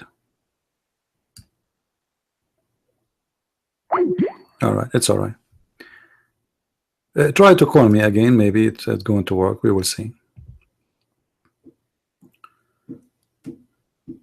Or you can call me tomorrow if you wish. No problem. All right. All right. Let's see. Sorry. It's all right. Yeah. Say again, please. Go ahead. And I'm debating one Muslim girl and one Muslim guy. I'm talking about a woman in Islam, and right now I will just try to talk with them about jobs in Islam. And hello. Yes, I'm listening. Yes. And I remember you just mentioned it was about somebody killed a man, killed a slave, just killed a slave. If somebody killed a woman, your woman just killed him. And I didn't choose the number of it because I would like to use it. Yeah, no problem. Yeah, the Quran says if you kill the slave for a slave and free for free, and women for the women. All right. So if we go here, let us show you.